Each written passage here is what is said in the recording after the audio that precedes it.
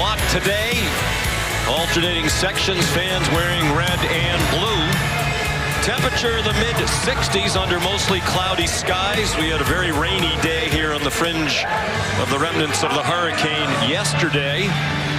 But it's a grass field that's dry and ready to go. Kentucky won the toss and deferred, so Ole Miss will take the opening kickoff. Micah Davis is back deep. They are fired up here on the campus of Ole Miss. Off to a 4-0 start. Aiden LaRosse is the kickoff man. Kentucky 2-2 overall, 2 non-conference wins. They're 0-2 in conference against South Carolina and Georgia. Micah Davis got rocked as he crossed the 15-yard line.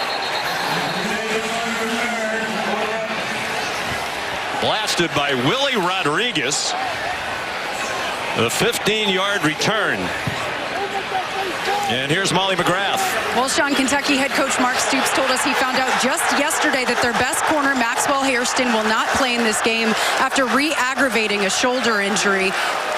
Sean, back to you. We'll get more on that in a moment. Yes, Molly, we have a development. There was ruled a fumble on that play and recovered by Kentucky. Jackson Dart looking up to see a replay. He's in disbelief.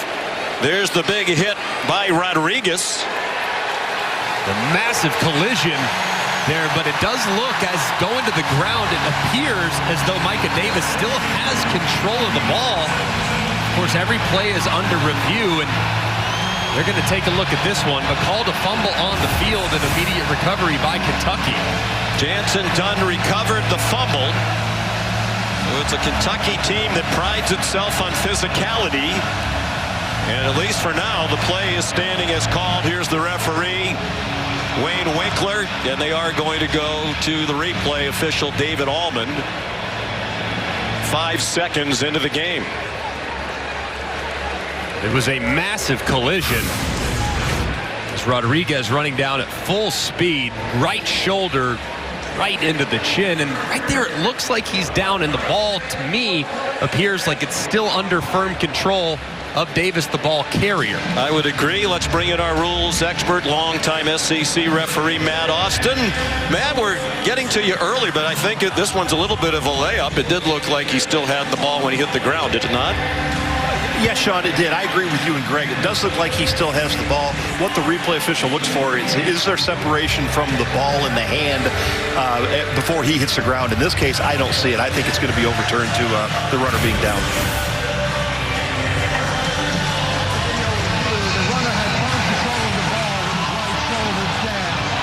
No fumble. It'll be first down Ole Miss at the 16-yard line. So Lane Kiffin pleased with that turn of events. And it will be Ole Miss ball. Molly, sorry to interrupt. Continue, please.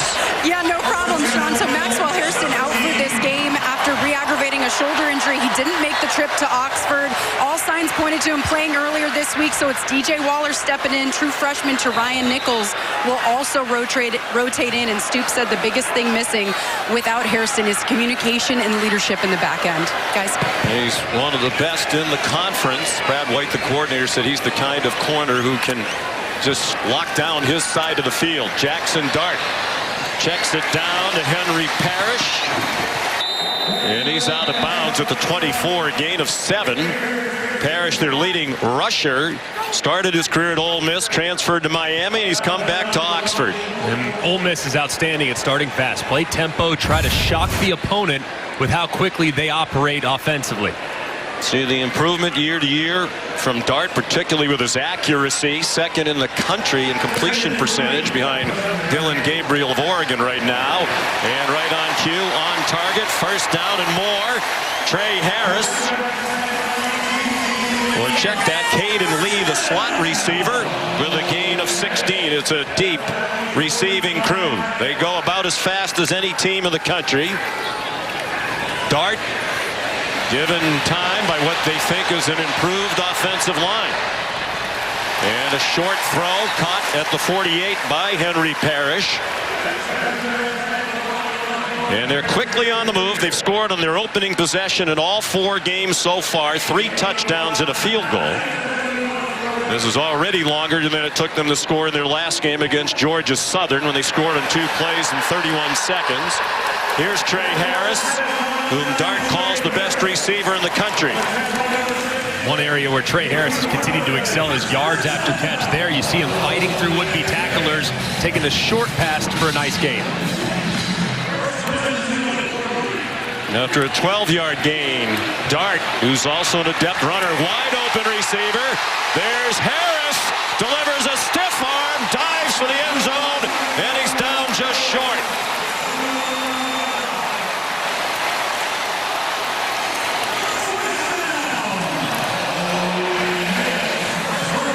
And already you can see some of the defenders, especially Keyshawn Silver, the nose, slow to get back into the play. He was offside as they snapped the ball. There is a flag. Parrish has scored a touchdown if it stands. The offense was moving around there too, so Jackson Dart trying to hustle, not allow Kentucky to substitute. He might have had his guys moving as well. Offside defense. The right side of the offensive line was still standing up. Offside defense is going to leak until that snap. That penalty is declined. Resulting plays a touchdown.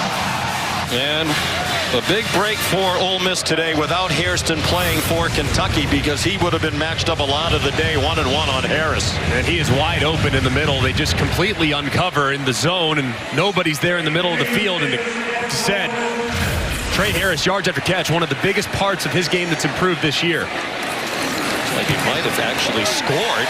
They marked him down short. It didn't matter. They scored. On the next play, Caden Davis added the extra point. And that's 5 for 5 on opening drives for Ole Miss this year. And Jackson Dart did such a great job here avoiding the rush. There was an unblocked defender that had run through. He stepped up, avoided it, find Trey Harris right over the middle of the field. And with a lot of chaos there going on, no one really knew who was going to snap it. Offense did, defense was walking to the line of scrimmage. And Lane Kiffin tries to catch him off guard. They run it right in for a terrific start for this Ole Miss offense. Mark Stoops talking to officials about something. In his 12th year at Kentucky, longest tenured SEC coach. In fact, in the history of this league, which goes back to 1933, he's one of only 19 coaches ever who has coached at a school 12 years or more. Trying to beat a top 10 team on the road for just the second time in his tenure. They did defeat Louisville at the end of last season, beat their in-state rival for the 5th straight year. So Caden Davis with a very strong leg kicks off. And Barryon Brown has no chance. That's sailed all the way out of the back of the end zone. So here comes Kentucky, led by Brock Vandegrift, the transfer from the University of Georgia. Grew up in Bogart, Georgia, short distance from Athens, small town. This is his first career road start. He backed up at Georgia for 3 years. Has been their starter this year in his first year at Kentucky, and you saw the numbers, 3 touchdown passes, but none since the opener against Southern Miss, a 31-0 win. He's 22 years old, good size, 6'3", 217, like Jackson Dart, who was in the same recruiting class. He can also run. He's on target to Dane Key for a gain across the 30, a pickup of 7. It's going to be huge for Brock Vandegrift in this offense, called by Bush Hamden to be very methodical in this game. They're going to have to stay patient. They're going to have to be really good in the red zone, because field goals will not win this game against Ole Miss. And they have to be good on 3rd down by extending drives and giving that defense much needed rest against the tempo. Vandegrift keeps and carries for the first down. Jared Ivey made the tackle. Part of an improved defensive front. The biggest improvement, according to Lane Kiffin, and a reason why the Rebels believe they are national championship contenders now, is improvement on both lines, offensive and defensive lines. Bigger and stronger and more talented. Also deeper, too. They always had one guy, maybe 2, but now they believe they have 4 or 5 on both lines of scrimmage that can be impactful. Here comes an Ole Miss blitz. It's picked up. Vandegrift, plenty of time. A high high throw and an incomplete pass. Off the hands of Dane Key, coming off the best game of his career in their win last week against Ohio. And this would have been a heck of a catch, but it looked like he had Jamori Macklin, number 9, working across the field. I mean, he has the defender beat with a couple steps. If he is able to get it to Macklin on the move, that might turn into a big play. Instead, he goes to number 2, throws it high, and Key can't reel it in. He had 7 catches for 145 last week. Gavin Wimsatt in at quarterback. He played quite a bit last week in their win against the Bobcats. Transfer from Rutgers. They want to run the quarterbacks a lot today, so they're going to try to spread out the hits that they take. So we'll see Wimsatt and Vandegrift running the ball. Here's a 3rd down and 3 for Kentucky. With Demi Sumo Karngbe, the running back now. He's been their leading rusher.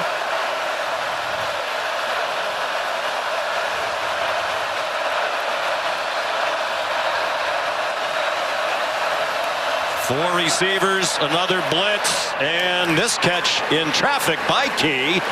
And he fights across midfield for a Wildcats first down. Tackled by John Saunders Jr. after a gain of 8. It's a great job of, they get Key going against outside leverage on a little slant move. They pass off this stack.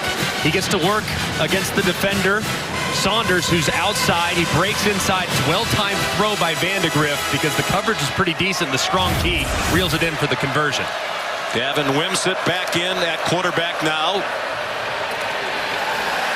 Fake the option look to Sumo Karngbe, and he picked up a couple.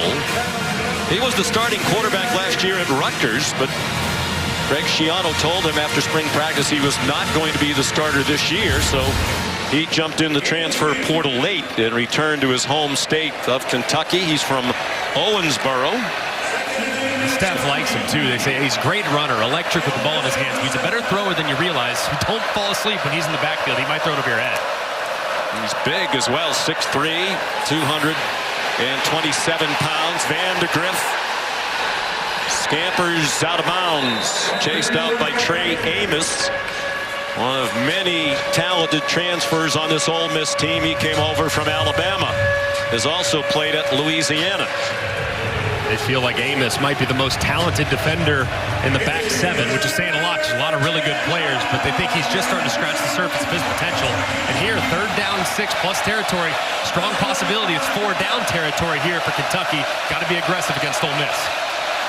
They know Ole Miss is going to score, so they said they would try to be aggressive, take some chances when appropriate. Vandegrift very close to the first down. Chopped down by Jaden Kennedy. They're going to mark him about 1.5 feet short. And a decision for Mark Stoops. 4th down hasn't been kind to them. Since the beginning of last year, the worst percentage in FBS football. They line up quickly. Will they snap it? They do. Sumo Karngbe, first down. He is a tough runner at 6 feet 210. We saw that, Greg, in the game against Georgia when he ran inside all night with great effect against the Bulldogs. And he's a very decisive runner, extremely patient, does a great job of finding those soft spots along the defensive front. Exactly what Kentucky needs to do. Control the ball. This will be the 10th play of the drive. This might be a double pass. Dane Key back to Vandegrift and a high throw. They had it. There is a flag down in the secondary back at the 20-yard line. But that was a good call by Bush Hamden. And it was there. Key's pass a little too high. Illegal substitution. The defense had more than 11 players on the field at the snap. 5-yard penalty. Replay first down.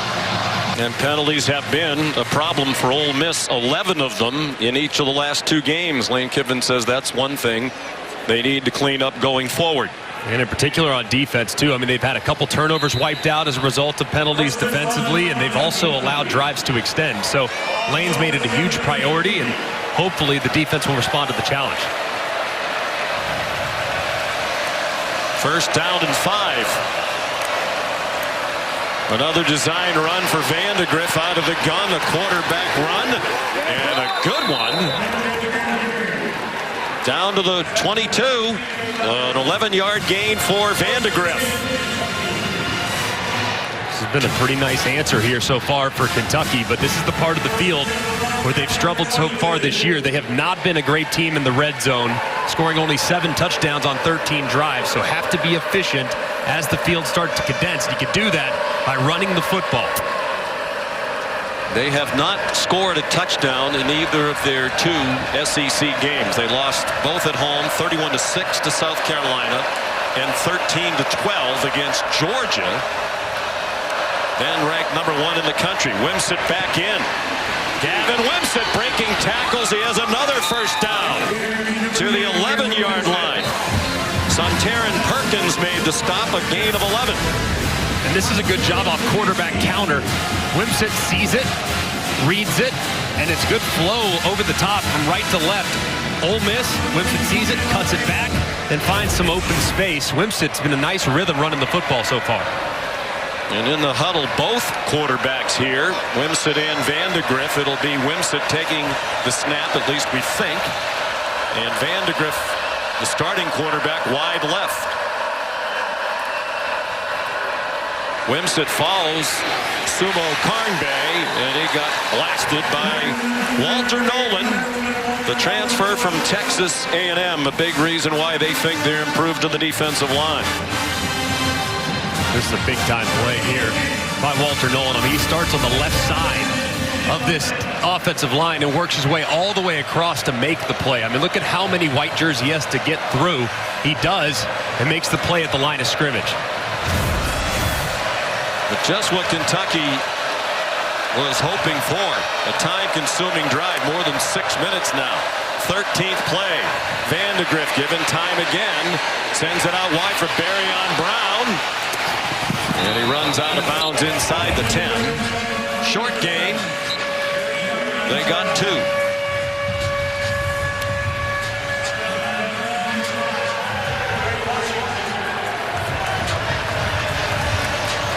Third down and 8. They could get a first down at the 1-yard line.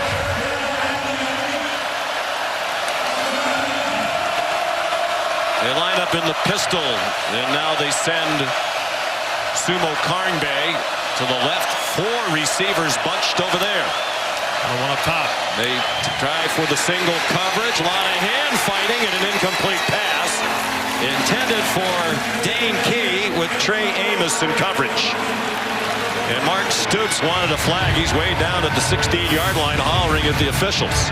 Yeah, and they see the one-on-one. They shift to quads to the left. Pretty easy. You know exactly where the quarterback's going to go for it. Amos turns around initially, but I can understand the frustration there from Mark Stoops. It never looked like he really tried to make a play on the ball. He was really playing the receiver more so than the ball. So that one's right there. I really think that could have been a penalty. Well, he had a handful of jersey for a long time. Here's Alex Rayner. He's now made 13 in a row, extending his Kentucky consecutive field goal record. That one good from 27. A 15-play drive for the Cats.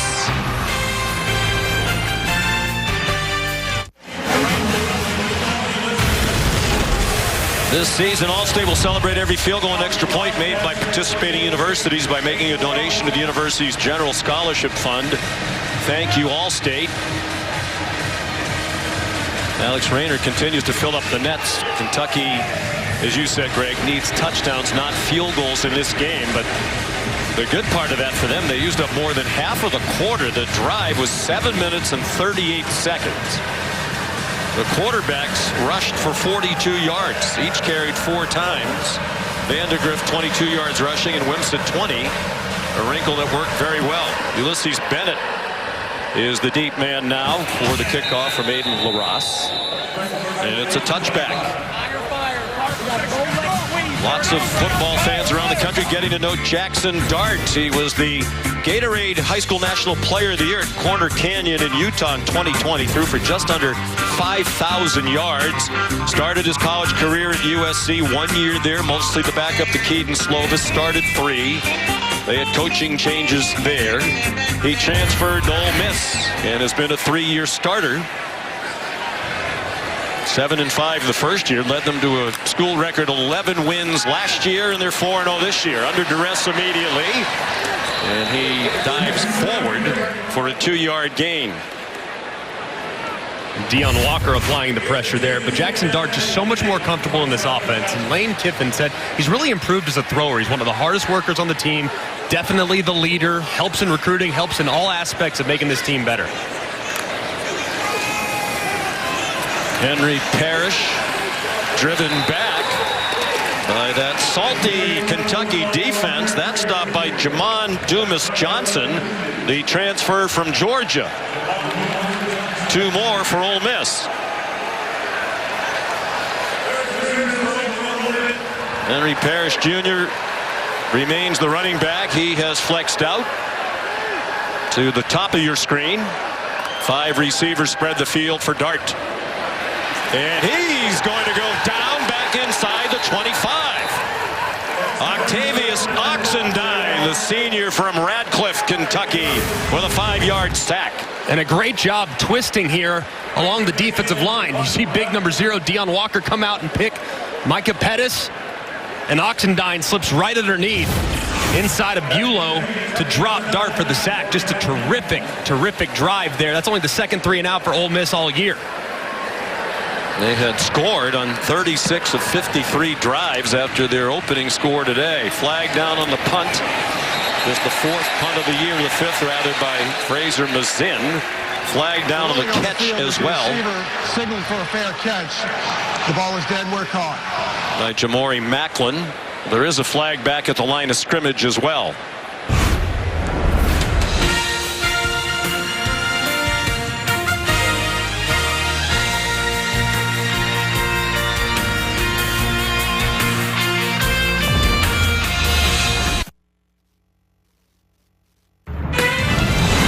ABC College Football is presented by Tums Gummy Bites. Get fast relief of occasional heartburn. Use as directed.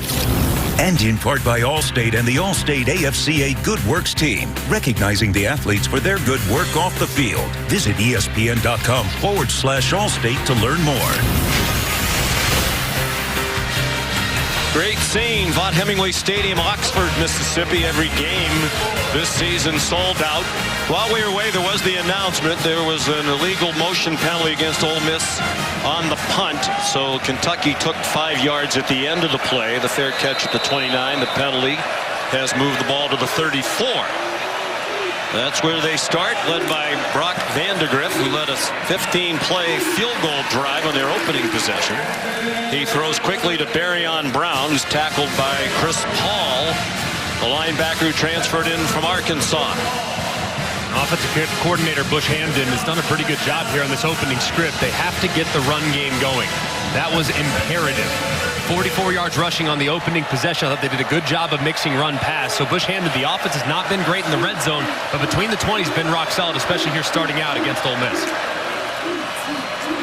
Play fake. Vandegrift throws for Key, who got spun around as the ball arrived. The coverage from Jaden Kennedy, a transfer from Tulane. They're playing without Lewis Moore in the back of that secondary today. But they feel like they have the depth to cover that.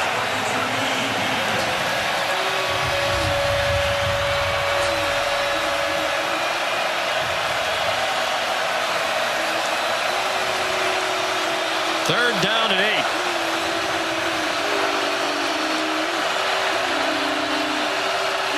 Jamori Macklin, the motion man, under duress and sacked.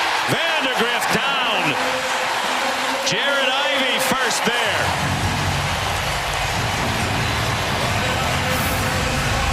And internal pressure right here allows for one-on-one with Ivey against Caddis, who has struggled so far this year in protection. He just completely whiffs as he goes right around on the swim move, forces Vandegrift up where there are awaiting Ole Miss defenders, and that's a big stand from Ole Miss's defense after the 3 and out by Jackson Dart and company.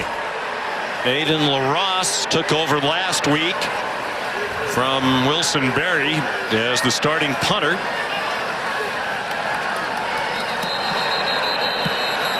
And a flag before the snap. LaRosse punted only 1 time last week. Offside. Defense number 32 made contact with an offensive player. 5-yard penalty. Still 4th down.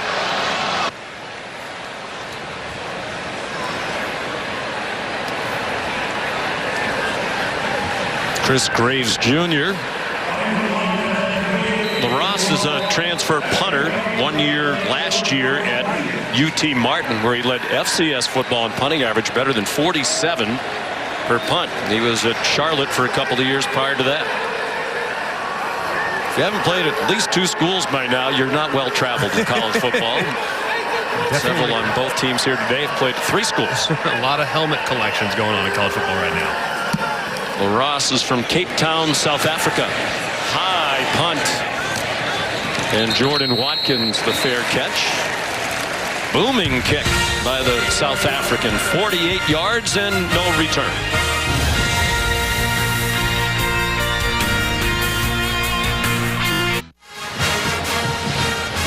Here in Oxford, the start of a great day of college football on ABC. Capped by the game of the year so far in college football. Tonight from Tuscaloosa, number 2 Georgia, number 4 Alabama. Presented by Capital One, the first top 5 matchup of this season. Georgia 49-2 over its last 51 games, both losses to Alabama, including last year's SEC title game that kept Georgia out of the playoff. On first down, Jackson Dart throws to Trey Harris. J.Q. Hardaway the tackle, but it's 11 and a first down for Ole Miss. And they're going to keep attacking this corner group from Kentucky with the outstanding Hairston being out. Quarterback draw for Dart. And he lost his helmet as he got knocked down just shy of the 40 by Christian Story, a transfer from Alabama. So Dart has to come off the field, and Austin Simmons, his backup, comes in on a 2nd down and 2. Just a big collision, and helmet just comes right off, as does the headband with that beautiful flow coming out of the helmet. You and I have some hair envy when it comes to Jackson Dart. Henry Parrish carries for the first down, and Dart will come back in. Final minute of the first quarter.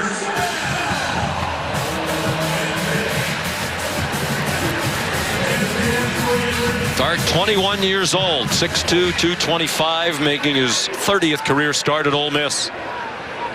They've won their last 7, dating back to last year. Play fake. Here comes the rush. Dart throws it away. Chased by Trayvon Ripka, who the coaches have singled out for excellent play through the first 4. There is a flag down.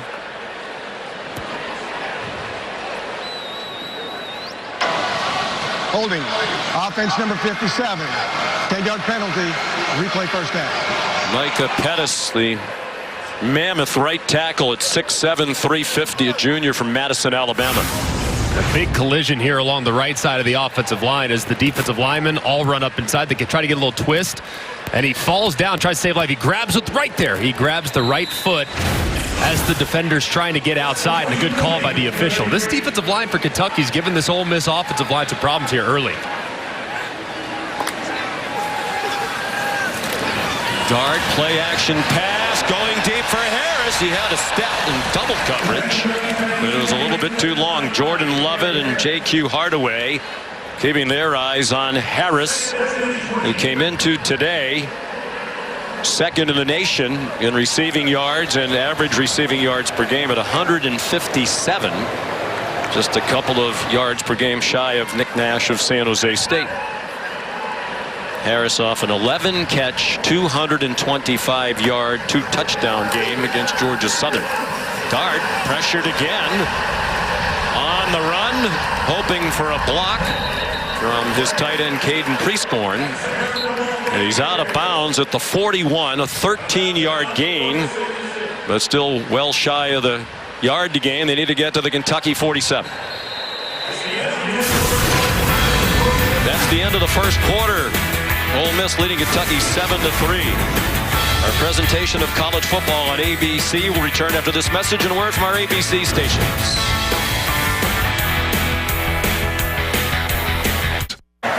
Coach, you were pretty heated there with the officials. What was that about? It's between us and them. It's a personal problem for us. Okay, that's fair. How do you think your defensive front is handling this tempo? The defensive front is playing pretty good when we're set, when we have some urgency.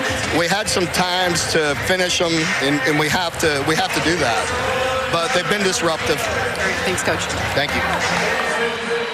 7-3 Ole Miss as we go to the second quarter. Sean McDonough, Greg McElroy, Molly McGrath, Matt Jones in at running back. The Rebels with 3rd down and 7.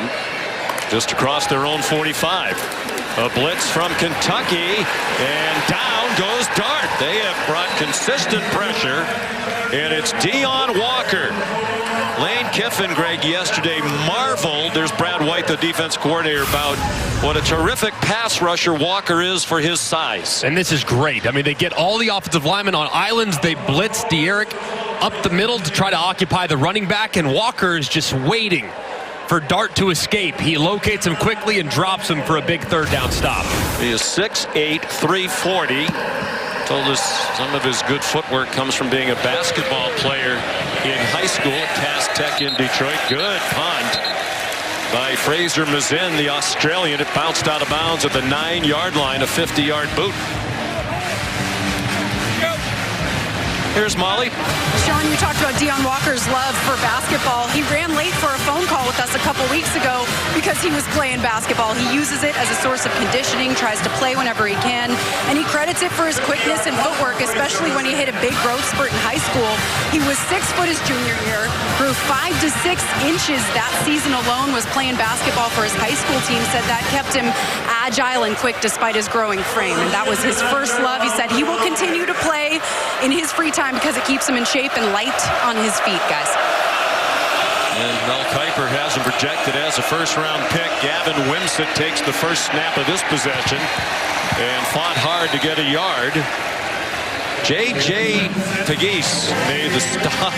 Speaking of big men, 325 in the middle of that defensive front. You'll also see him on offense in short yardage situations. And speaking of big guys that are light on their feet, when you have a guy that's a short yardage specialist, tight end, and defensive tackle, that's called a versatile player, Sean. It's going to be all over the place for the Rebs. Vandegrift back in at quarterback. He sent Sumo Karnbe in motion. Another designed run for the QB. And he got knocked down by Chris Paul, nicknamed Pooh, who's immediately become a team leader on this defense. Coach Pete Golding, the coordinator, raving about him yesterday. Yeah, a lot of athleticism, a lot of great instinct. Showed up this spring. It's a little bit slow getting comfortable in this new scheme, but since really the last 2 weeks, really started to come on and starting to play his best football. Off a 10-tackle game against Georgia Southern. After a terrific opening drive, the last two have been a little stagnant, and that pass is incomplete, but a flag thrown.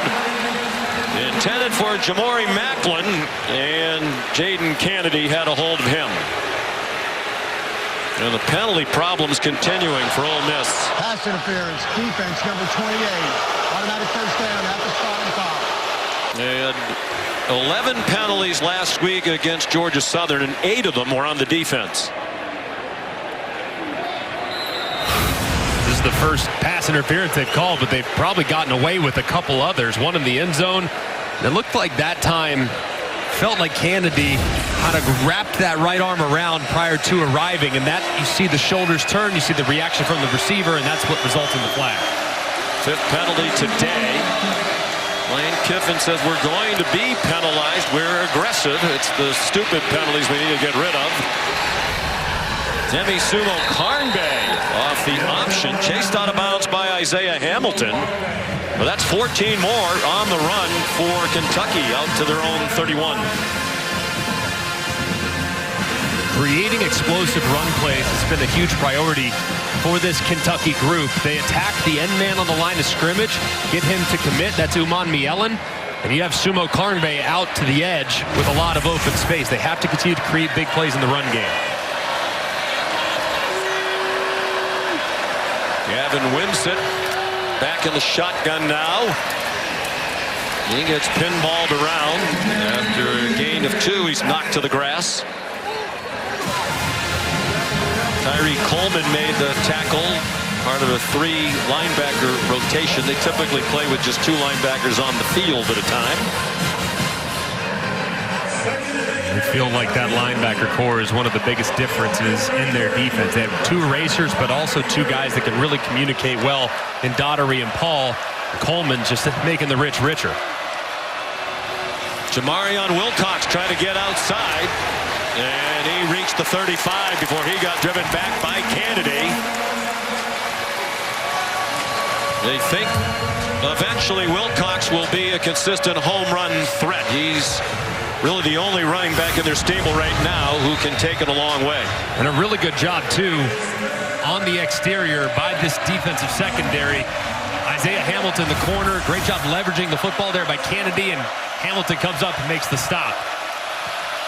3rd down and 6. Early in the second quarter.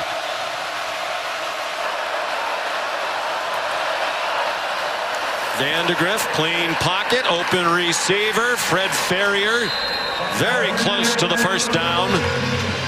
John Saunders Jr. made the tackle. They're going to mark him short. What would you do if you're Mark Stoops? I think in this style of game, defense has played pretty well, and you got to keep the pedal pressed. Against some teams, sensing the game might be won with 20, 24 points. I don't think that's this type of game. I think you have to keep the offense. You have to continue to stay aggressive, and you got to go for it in this situation. 4th down and a foot. Stoops was criticized by some near the end of the Georgia game when he didn't go for a 4th down and 8 across midfield. They converted a 4th down on their opening drive. Vandegrift has the first down. I agree with you, Greg. You know, punting is not going to be good for your long-term health when you play Ole Miss. No. Kicking in general, punting, field goals, the only drives that you want when you're playing against an offense that has this much firepower are those extra points at the end of the drive. So got to stay aggressive. And at some point, these safeties are taking off. They got to take a shot here to kind of keep that back end honest. They have Eli Cox, the veteran center, leader of that offensive front, and they get penetrated there. Sumo Karngbe dropped by Walter Nolan. One of the top high school recruits in the country a few years ago, went to A&M. It didn't work out as well as they would like, and now he's here. Watch the quickness. I mean, engage with Dylan Ray, the left guard, was right around him. They're trying to read the end man on the line of scrimmage, but Nolan's the guy that's second to the inside. He makes the play in the backfield before they can even get a read. Great play by the D tackle. 2nd and 12. They've done a good job of avoiding long yardage situations today. Vandegrift on the design rollout on target to Dane Key with Isaiah Hamilton in coverage. They got 9. They'll need 3 more on 3rd down as we go under 9 minutes to play in the half. It's one thing that Bush Hamden's done a really good job of. This offensive line has not been great in protection this year. So moving the pocket's been a point of emphasis. They've done a pretty good job of it here these last few games, especially since that South Carolina game. So takes that 2nd and long, makes it 3rd and manageable. 10th play of this possession. Their opening drive went 15. Vandegrift stopped just across the line of scrimmage by Xavier Harris, the talented backup on that defensive front. And now with a long 2 to go, Mark Stoops is going to punt. You like that decision? Man, this is one where it's really close. If it's inside of 1, inside of 2, I think it's an absolute go-for-it situation. But when you get to 3 in the offensive line, the last couple snaps, not playing so great, I can kind of understand why you might want to try to play a little field position here, given how your defense is playing. ESPN Analytics says this is a situation that you should go for it. Wilson Berry in a pooch punt situation back on the field, and Jordan Watkins made the fair catch. 33-yard punt. 7-3 Ole Miss. We're in the second quarter in Oxford.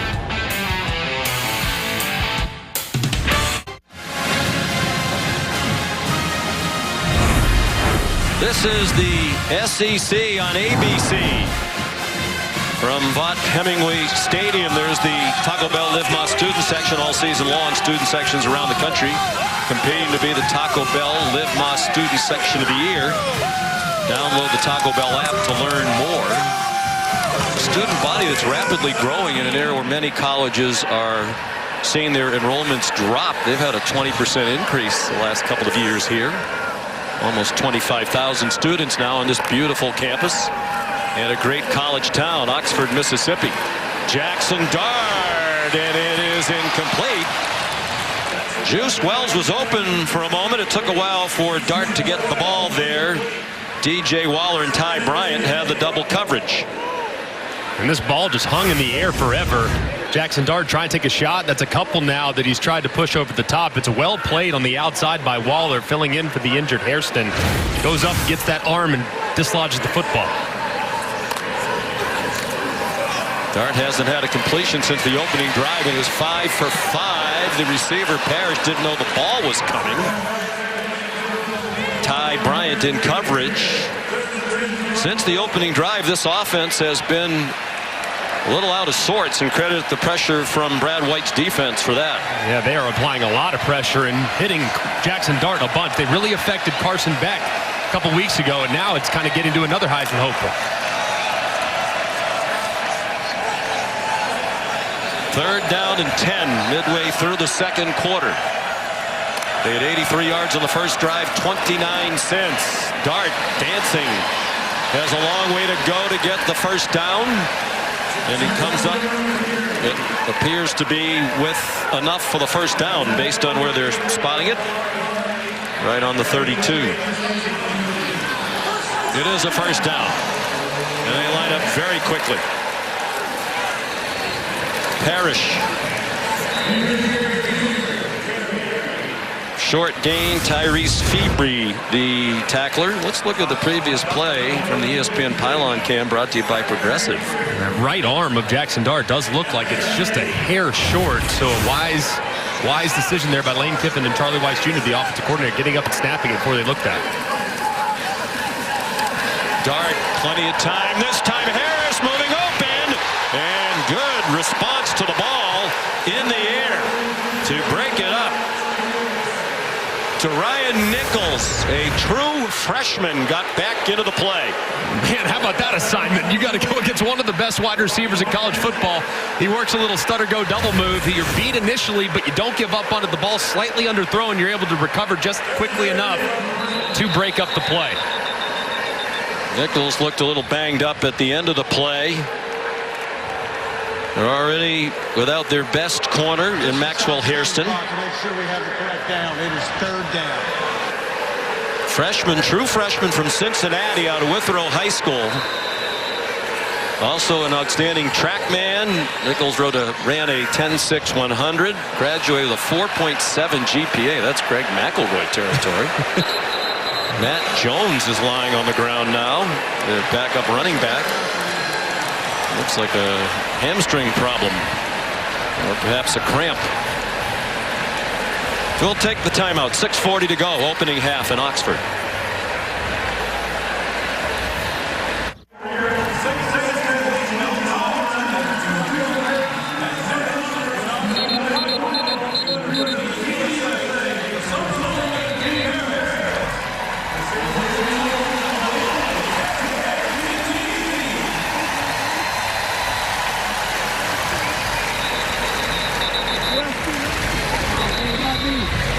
All right, Kevin, thank you. We're back. Matt Jones fortunately survived to walk off the field. It was just a blatant fake injury, which we'll show you when we have a moment. Third down and 8. Henry Parrish Jr. back in at running back. Jackson Dart completed his first 6. He's 0 for 4 since. He's been under duress regularly. This time given time. Short throw to Trey Harris. He's well short of the first down. Well, let's go back to what happened just before the timeout. Dart gestures at Jones as if to say, hey, they want you to go down, and he goes down. Let's bring in Matt Austin. Matt, is that legal?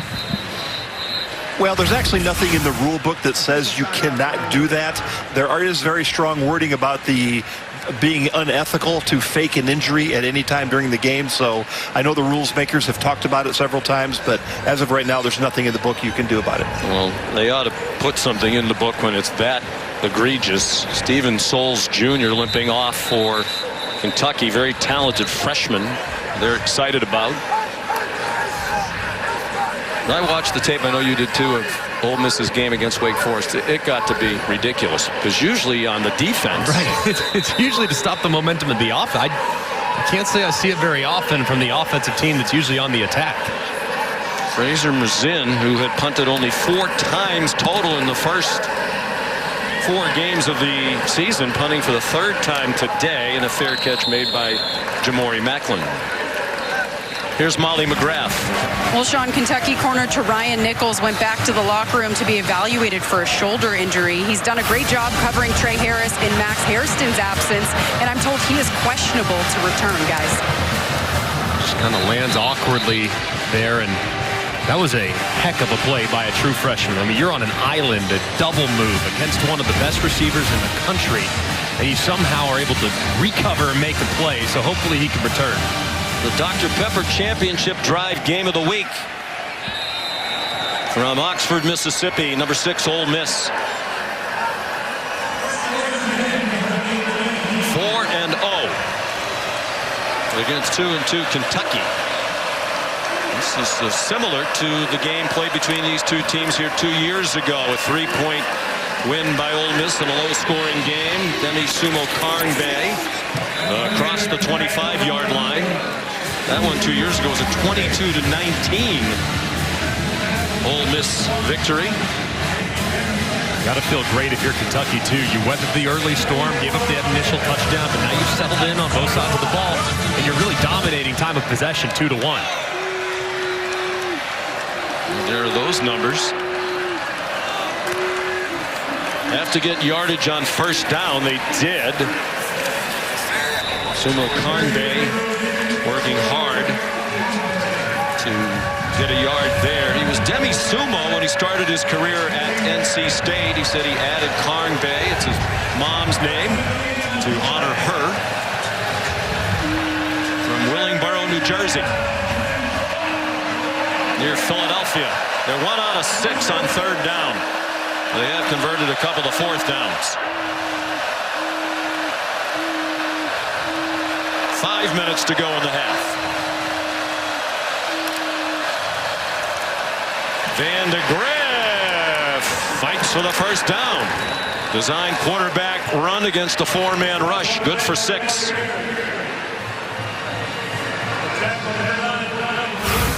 This is a good decision. I know it's 3rd and long, but you have 5 guys in the box defensively, and you have 6 blockers, including the running back. So call quarterback draw. You get hat on a hat, and your quarterback falls forward for a nice 3rd down conversion. Similar game to when they played number 1 Georgia back in Lexington on September 14th. Low scoring. The offense did some good things but couldn't score touchdowns. In that game against the Dogs, they ran for 170 yards. A lot of people thought, well, the difference today is the Ole Miss, when they're on offense, they're going to spread you out. Whereas when you play Georgia, you know it's going to be a game in the trenches, and that's the kind of game Mark Stoops' team likes to play. Yeah, they're very comfortable matching up in a heavyweight slugfest where you're just throwing haymakers at each other. But when you get into a track meet, that's advantage Ole Miss. So far, the pace of the game, the tempo of the game is favoring Kentucky, and these long time-consuming drives are disrupting the rhythm of the Ole Miss offense. Will they take a shot down the field eventually? Van de Graaff zings one. Dane Key, first down across midfield. They have 3 wide receivers on their team with 1,000 career receiving yards, but Key's become the key lately. And this was a really nice route here by Key. soft coverage, break inside, but don't break inside too fast. Against this zone coverage on the inside, the faster you run, the faster you might run into contact. He was under control, gave big target to Vandegrift, who threw a strike for a nice gain. 4 catches for Key. Down to 3 minutes to go in the half. Jamarion Wilcox. There's a flag thrown by the center judge in the offensive backfield. That's the kind of thing that's a drive killer if it's against Kentucky. Holding. Offense number 69. 10-yard penalty. Replay first half. Marcus Cox.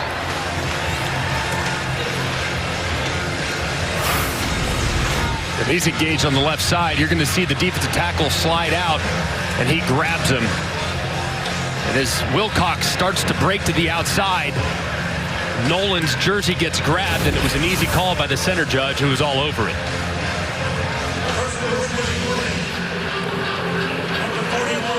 They don't get it in big chunks. Their longest play from scrimmage today is 15.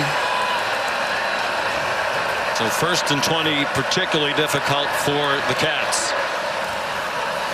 Play fake to Wilcox. Down the field, no problem. 1st and 20. Dane Key, another catch. Brandon Turnage made the tackle, but they're at the Ole Miss 35 with a pickup of 24.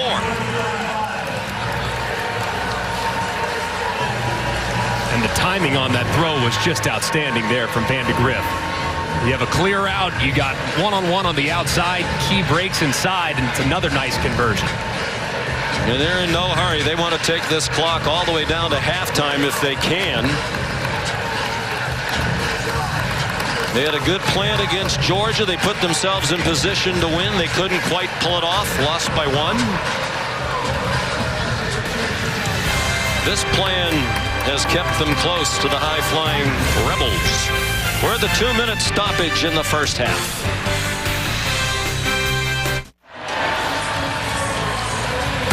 Kick off your Week 4 NFL Sunday at 10 with the Countdown crew on ESPN and the app. They'll have the early breaking stories, injury updates, previews right up to kickoff.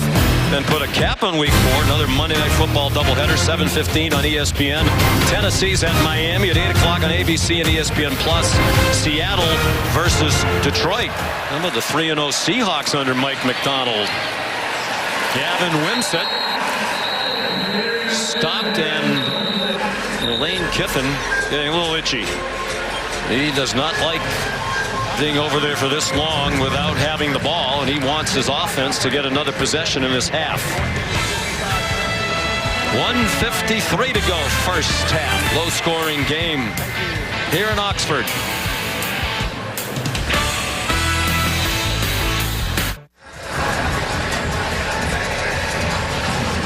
Lane Kiffin's team on defense most of this half. He just used the timeout while on defense, trying to get that offense the ball back. 1:55 to go in the first half. Ole Miss leading 7-3. Coach Kiffin going for his 100th career win today in his 13th season as a head coach. His 5th here at Ole Miss.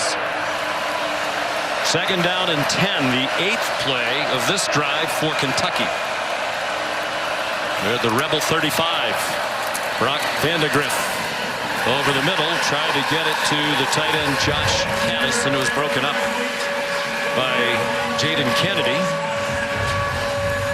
Offensive line struggled early in the year for Kentucky, particularly against South Carolina. They've been impressive today. Yeah, coming into today, I mean, Brock Vandegrift was under pressure on just about half of his dropbacks, but so far that was his 15th dropback, only 2 pressures from what we thought was a much improved Ole Miss defensive line.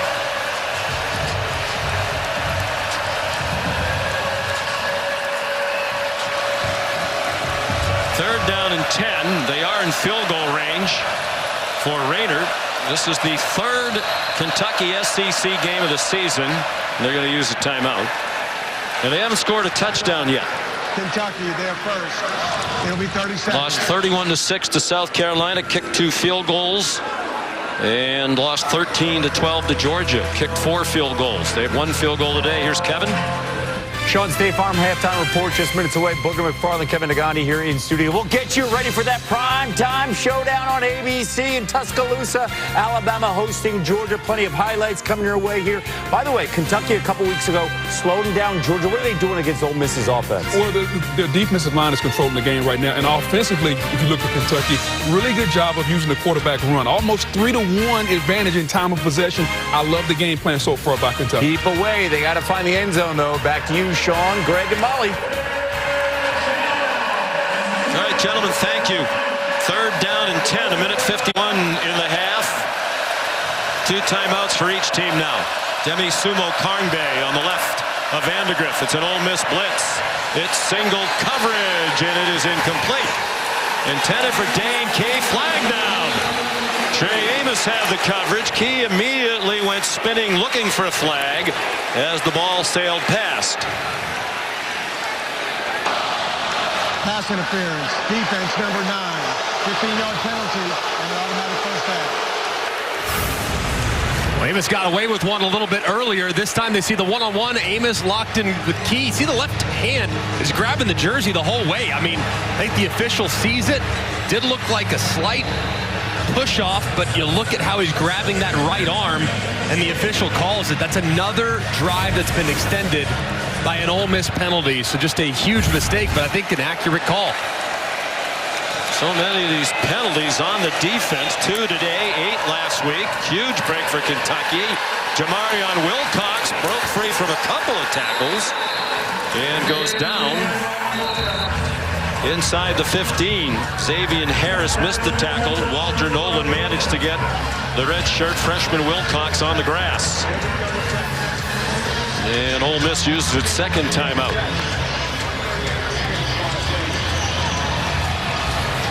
Gives us a chance to look at today's college football rankings.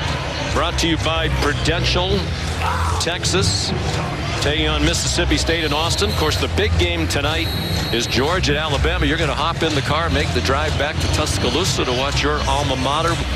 Who do you like in that one? I think it's going to be an incredible game. And the one thing I love about that matchup is it's never really that much. Well, this group has one significant advantage over the other. They match up so well against each other. They're really kind of built to beat each other.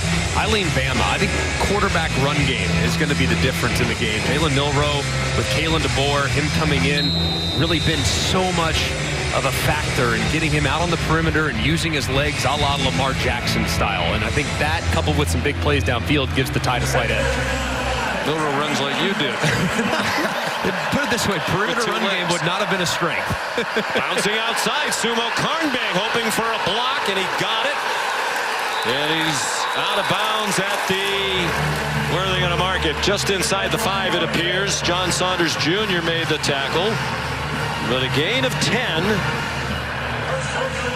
And Kentucky lining up quickly. It was Trey Amos who was blocked by Dane Key on the perimeter.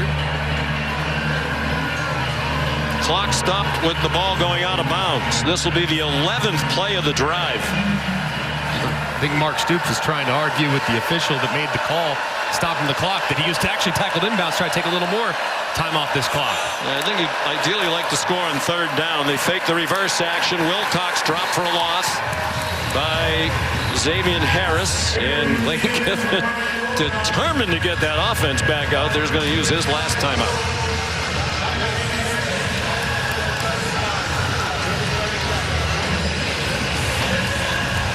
This is a heck of a play a moment ago by Xavier Harris, who just continues to show up. Watch this strong arm working against the right guard, Jalen Farmer. I mean, that right arm really completely pushing the 320-pound right guard into the backfield. He allows him to get some separation so he can locate the running back where he drops him for another big loss. I mean, this D-line, there's been really bright moments in this game. A couple of lost contained plays, a couple quarterback runs that have hurt them. The D-line has played okay. They just got to increase the pressure that they can apply to Vandegrift in the second half.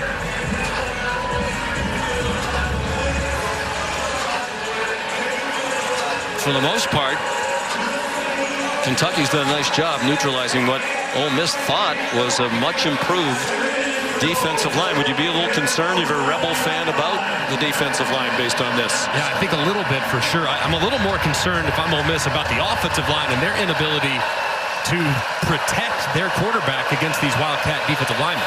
Wimsatt will take the shotgun snap. He is stacked up and driven back.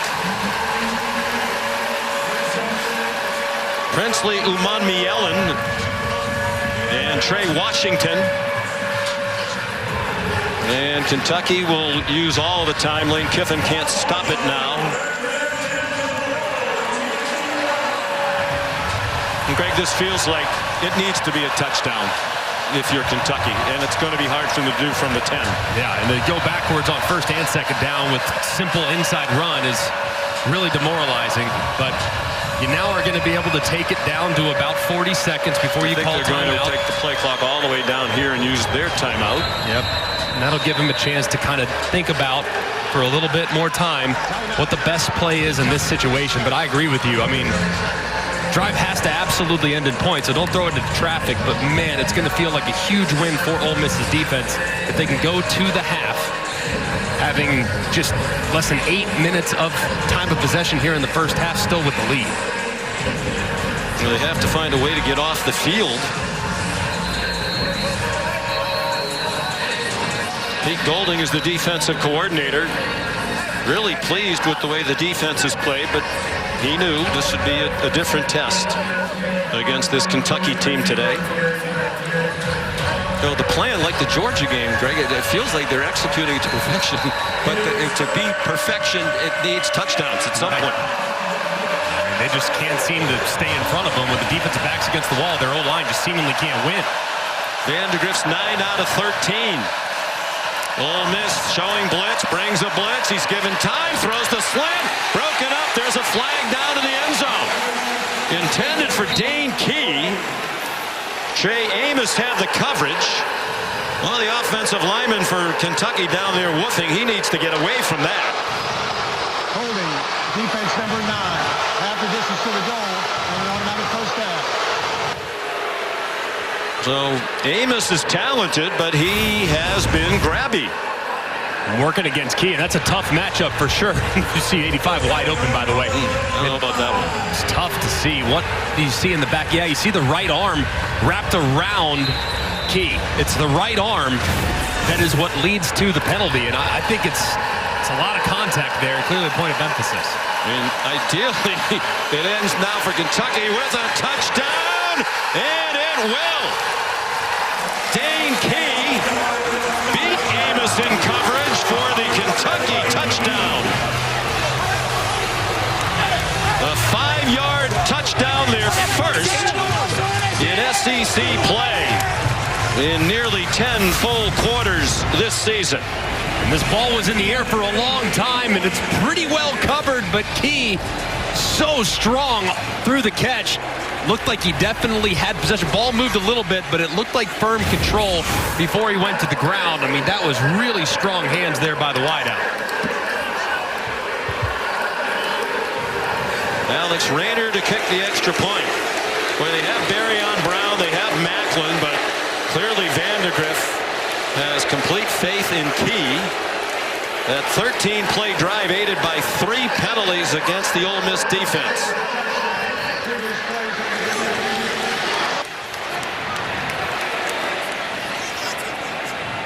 Well, I guess to your point, they want to make sure he completed the catch. Let's bring in Matt Austin. Matt, did you think it was a catch, or do you understand why they were looking at the replay? Well, I certainly do. The first determination is this an upright receiver, or is he going to the ground to make the catch? That's going to be key, because if he's going to the ground, then he's got to survive the ground all the way through. Plus, he takes a couple steps as he's staggering. So you've got firm control you're looking at. You've got a body part down. He's got those 2. Does he have the ball long enough? He takes 2, maybe 3 steps. He's staggering along. In my opinion, he's got the ball long enough to be a catch. It doesn't matter that the ball moved when it hit the ground. If they determine he's going to the ground to make the catch, the ball does definitely move after it hits, which would make that an incomplete pass. Okay, let's look at it again, Matt. So here's your point, right? He has possession of the ball, 1 foot down, 2 foot down, 3 feet down. Exactly. After video review, the ruling on the field stands. Touchdown.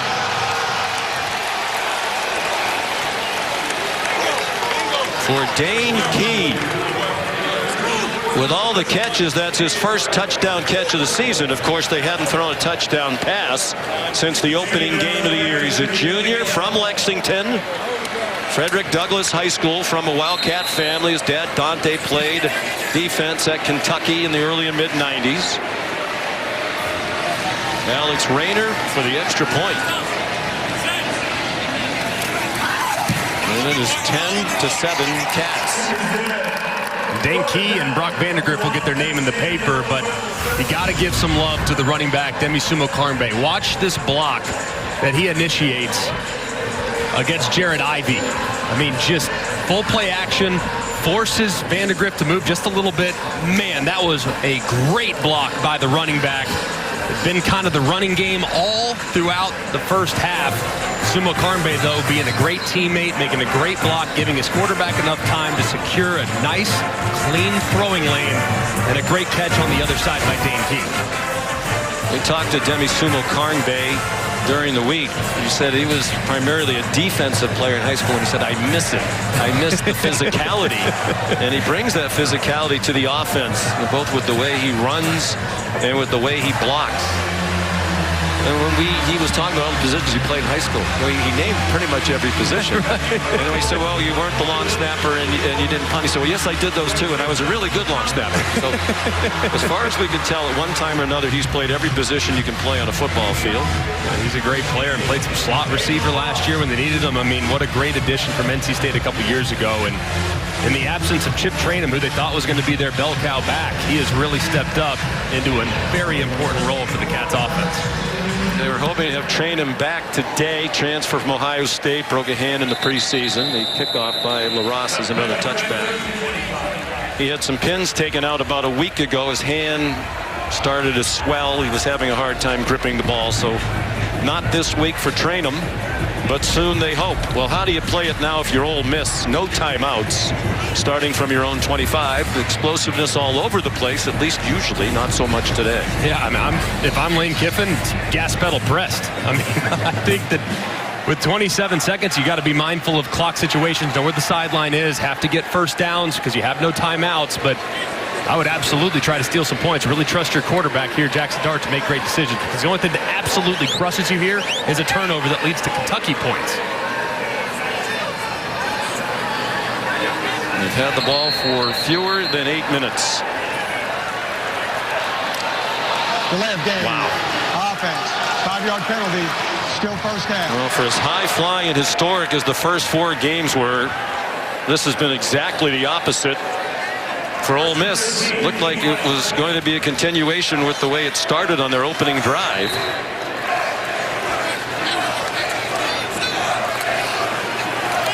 The first time all year they've gone 3 straight drives without scoring. And Dart forced to run out of bounds. There's Charlie Weiss Jr., the offensive coordinator who calls the plays. So impressed with him, too. And Lane Kiffin, he gives so much credit to Charlie Weiss. He calls him Whiz Kid, Boy Wonder, Boy Wonder. all types of great nicknames. But, man, he has been sensational here in Oxford. Just 31 years old. Dart tried to pull it down and take off, and he is dropped. Octavius Oxendine, ordinarily a backup, but he's been a factor in the half. And Ole Miss is not going to try to snap it again. 3rd sack for Kentucky. They got a lot of things to clean up in the second half, but it starts with the offensive line. I mean, Kentucky's D-line, they've dominated that first 30 minutes.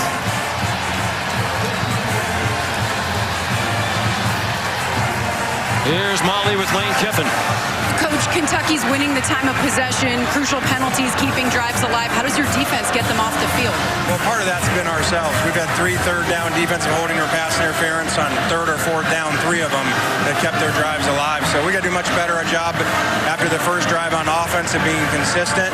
And we're in the type of game that we've been in with these guys before. You saw that sack to end the half. What's their defensive front doing to challenge you? They do a good job. They're really good. Like I said all week, these guys got really good players, and we got to do a better job. And we've taken some shots and missed them deep, and so we're going to have to make those and be more consistent. All right, thanks, Coach. All right, guys. Just the second time under Kiffin, trailing at home at the half. Number 5, Florida, in Lane's debut as the Ole Miss coach. They lost that game. We're at halftime. The State Farm halftime report after this message and a word from our ABC stations. Drive Game of the Week. And this is the SEC on ABC. From Von Hemingway Stadium, you're watching ESPN College Football on ABC, presented by Tums Gummy Bites. High anxiety here in Oxford as we look at our Sonic Drive-In recap. Big surprise to the Rebels fans. They're down 10-7 at the half. The team that had put up 600 yards plus of offense in each of the first 4 games. Held to 129 in that first half and barely on the field. Great plan by Kentucky. Yeah, excellent plan. And I mean, their offense, while it hasn't necessarily been crazy productive itself, the keep away and the extending of drives by way of Ole Miss penalties been significant. But I think offensively for Ole Miss, man, they haven't blocked them. I mean, the defensive line of Kentucky has been extremely disruptive. They've forced Jackson Dart out of the pocket, have stopped the run when they've had the opportunity. So it's been very tough sledding for the Rebels here in the first 30 minutes. Here's Molly McGrath. Well, at the half, Kentucky head coach Mark Stoops was most pleased with their defensive front. He said they're playing really disruptive, very aggressive, and we're changing things up on them, making the right kinds of adjustments to keep them guessing. But he stressed the importance of controlling this game and continuing to control it on offense. He said, I know it's going to be hard to control the time of possession. They're going to make adjustments, but we have to continue to attack, be aggressive with our play calling, and he needs his receivers to win some more of those one-on-ones on the outside. So an overall aggressive attack from Kentucky in this second half. Caden Davis's kickoff for Ole Miss, a touchback. So here's Brock Vandegrift operating with a 10-7 lead. And it comes out with a play-action pass. Again, plenty of time and a very short completion to Jamori Macklin, tackled immediately by Trey Washington. A gain of 2 for the transfer from North Texas, where he spent the last 2 years after 2 at Missouri. One thing that Ole Miss also needs to do here in the second half is just continue to ramp up the pressure. They really weren't able to disrupt the rhythm of the passing game at all. Their great pass rushers really didn't have many opportunities, so they got to increase that and put a little more pressure on Vandegrift. Demi Sumo Karngbe runs across the 30. It'll be 3rd down and 4. Walter Nolan made the tackle. 2 most featured ball carriers in that first half were the quarterbacks, Vandegrift and Wimsatt. Vandegrift carried 9 times, Wimsatt 8. And that rush for Sumo Karngbe, his 7th. Wimsatt on the sideline on this 3rd down. And a long 4. The sellout crowd trying to get engaged. Vandegrift 11 out of 15 passing for 86. Forced to step away, and he's taken down from behind. Princely Umanmielen, the transfer from the University of Florida, with the 2nd Rebel sack. And he just works right around the right tackle, Gerald Mincy. Very few pressures on Vandegrift there in the first half. This time Umanmielen works around it, gets underneath, and drops Vandegrift as he tries to break contain. That's a great start for the Ole Miss defense. They were teammates at the University of Florida. Mincy, the Kentucky right tackle, and Umanmielen, the defensive end for Ole Miss. Aiden LaRosse to punt. Punted just once in the first half. Short one and a fair catch made by Jordan Watkins. 38-yard punt.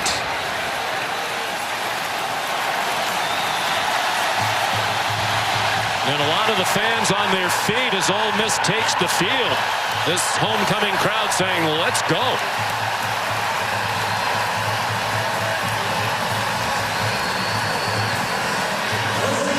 They had 83 yards on the first drive.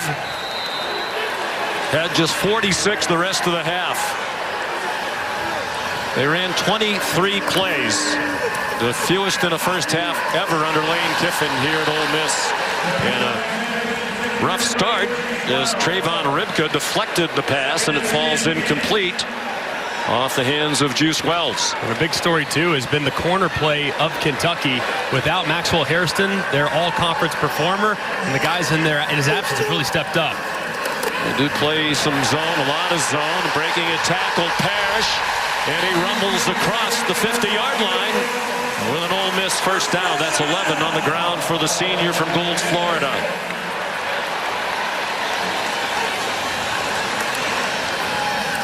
They get to the line quickly. Jackson Dart again forced to pull it down. He's across the line of scrimmage now and did well to get to the 42, a gain of 7. When you watch Jackson Dart, that's such an underrated part of his game is how crafty is a run. Not crazy top-end speed, but very elusive. Completed his first 6. He's 1 for 6 since. Parrish another first down. De'Eric Jackson made the tackle. They get to the line very quickly. Harris could not break a tackle on the near side. Good stop by J.Q. Hardaway, a transfer from Cincinnati, where he played 1 year. And this is where it's incredibly difficult on the opposing defense. You're on the right hash away from your sideline. You don't have any time to substitute. So these defensive linemen are playing 6 or 7 consecutive snaps. Parrish through a big hole. Might be a tired defense. First down. Ole Miss at the 17-yard line. And Brad White's defense has a player down. It's Trayvon Ribka. And you see this a lot when a team goes quickly, not questioning whether or not he's injured, but perhaps we are. Timeout.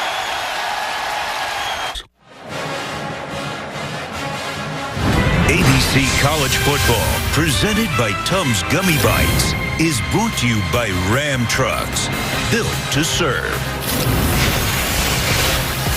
Kevin Negandhi in studio, AT&T, keeping fans connected. Let's take a look at our multi-view, which is showcasing a bunch of great games across all of our networks right now. Big 12 feels wide open next to Utah. Kansas State in control at home. How about Navy off to a 3-0 start and beating UAB 31-3 over on ESPN2? Back to Sean, Greg, and Molly. Molly won't be happy to see that Boston College score down at home to Western Kentucky without Thomas Castellanos, their outstanding quarterback. Caden Davis, very likely a touchback. 84% of his kickoffs touchback since he's been at Ole Miss. Time for Built for Success, presented by Ram Trucks. It's been a really good plan so far from Bush Hamden. Moving the pocket for Brock Vandegrift, neutralizing the pass rush, finding some one-on-ones, accurate throw from his quarterback. Also utilizing quarterback run on 3rd and 3. They have 5 guys in the box. You have 6 blockers, quarterback run, nice conversion. Mixing a little play action when you get down low in the red zone. Nice block by Demisumo Karngbae. Your strongest wide receiver and a one-on-one work in the back line to the end zone and an accurate throw for Vandegrift. It's been a really nice plan so far. Now it's just about creating some explosive plays and tying the run together. Play action pass, Vandegrift to Dane Key in stride. And he's out of bounds at the 46-yard line. Nice play to start the drive for 21 yards. Called by Bush Hamden, first-year offensive coordinator. Really like that design too. They have one guy in the flat, which Ole Miss grabbed it immediately, and you had the trail guy in Key who had plenty of space. Hamden was the OC last year at Boise State, his alma mater. He's 38 years old. 5th different offensive coordinator in 5 years for Kentucky. Jamarion Wilcox. Tough run. He delivered a hit at the end of the run as he collided with T.J. Daugherty and John Saunders. And a great job by the left side of the offensive line here, in particular the left guard, number 73, Dylan Ray, who pancakes Walter Nolan trying to work to the outside, drops him, and it's a nice cutback by Wilcox, who's just so quick through the hole. Dylan Ray playing left guard today. They were hoping to get Jagger Burton back, who's been their starter the last couple of years. He's been out the last couple of weeks. Wilcox just inside the 35 for a gain of 2. Wilcox, too, is a guy that they're going to continue to give more to. Demisumo Karngbae is excellent, but he's not the home run hitter. Coming into the day, Jamarion Wilcox had just 19 carries, and 5 of those carries went for 10-plus yards. So he's got that home run hitting potential, so you can expect the young player to continue to get more and more as the season progresses. Their long run for the entire season is 24 yards. They just don't have a home run hitter. They are hoping Wilcox will become that. Sumo Karngbe back in, fakes everywhere. That took too long, and Vandegrift is dumped. Jared Ivey, the third sack of the day for Ole Miss, and a big one.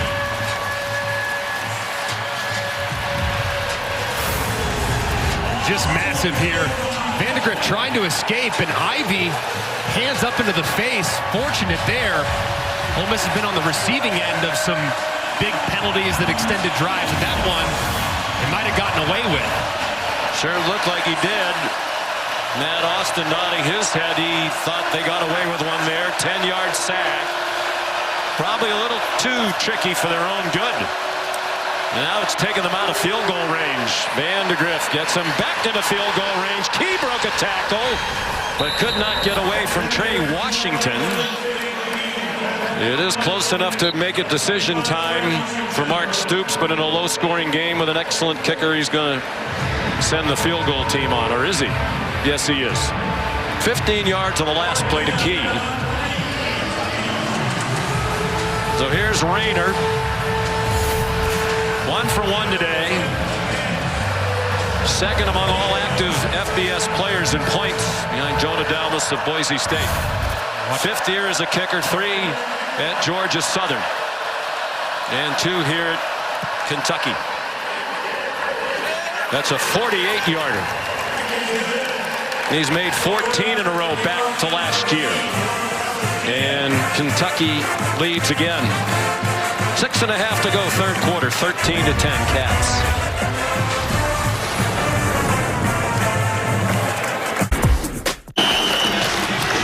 Hey, get your head in the game, son. The scout from football college is up in the stands. Maybe you'd rather go to school for insurance. I didn't raise no insurance, man. But you did, Dad. Football's your passion, but mine's providing around-the-clock protection to Progressive customers who bundle home and auto. Jamie, we need you out here for football. You're giving up on your dream, James. No, Dad.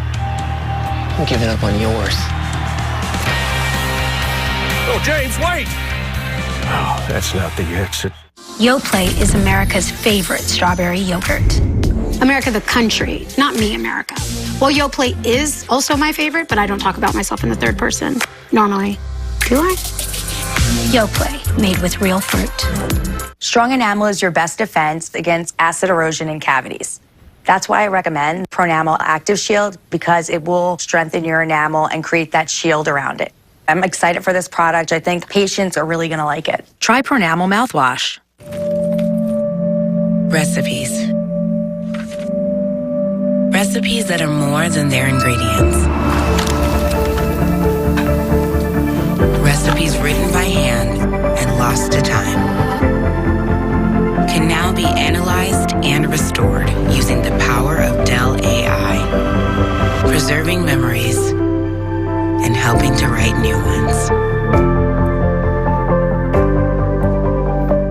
Why settle for less when you can get the new $7 Lux Cravings Box from Taco Bell? Because an indulgent, beefy 5-layer burrito is luxurious. A crunchy Doritos Locos Taco is opulent. A Chicken Chalupa Supreme piled high with deliciousness, lavish. Chips, nacho cheese sauce, a medium drink. The only thing that's not Lux about it is the price. It's Lux for less. The new $7 Lux Cravings Box. Only at Taco Bell.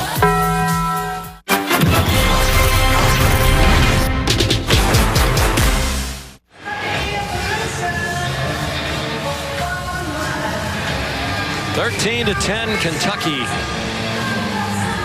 6:31 to go, third quarter here in Oxford, Mississippi. Ole Miss came into today one of just 5 FBS teams that had not trailed at any point this season. Army, Indiana, Tennessee, and Texas the others. They're behind now as they were at halftime. Kickoff by Aiden LaRosse is a touchback. Friends, we hope you'll help people affected by Hurricane Helene. Donate at redcross.org/ESPN to help the Red Cross respond and help people recover. Another massive and extremely powerful hurricane. And we certainly are thinking about our friends in the Southeast who have had their lives disrupted. Loss of life, unfortunately, again. These hurricanes get more and more powerful. Jackson Dart out wide to Trey Harris. J.Q. Hardaway made the tackle after a 6-yard gain. They've done a pretty good job on Harris today, especially on those little hitch routes. I mean, that's one missed tackle and he could be out the gate. They've held him in check for the most part. He has 82 yards receiving on 7 catches. 39 of those were on one play early. Henry Parrish Jr.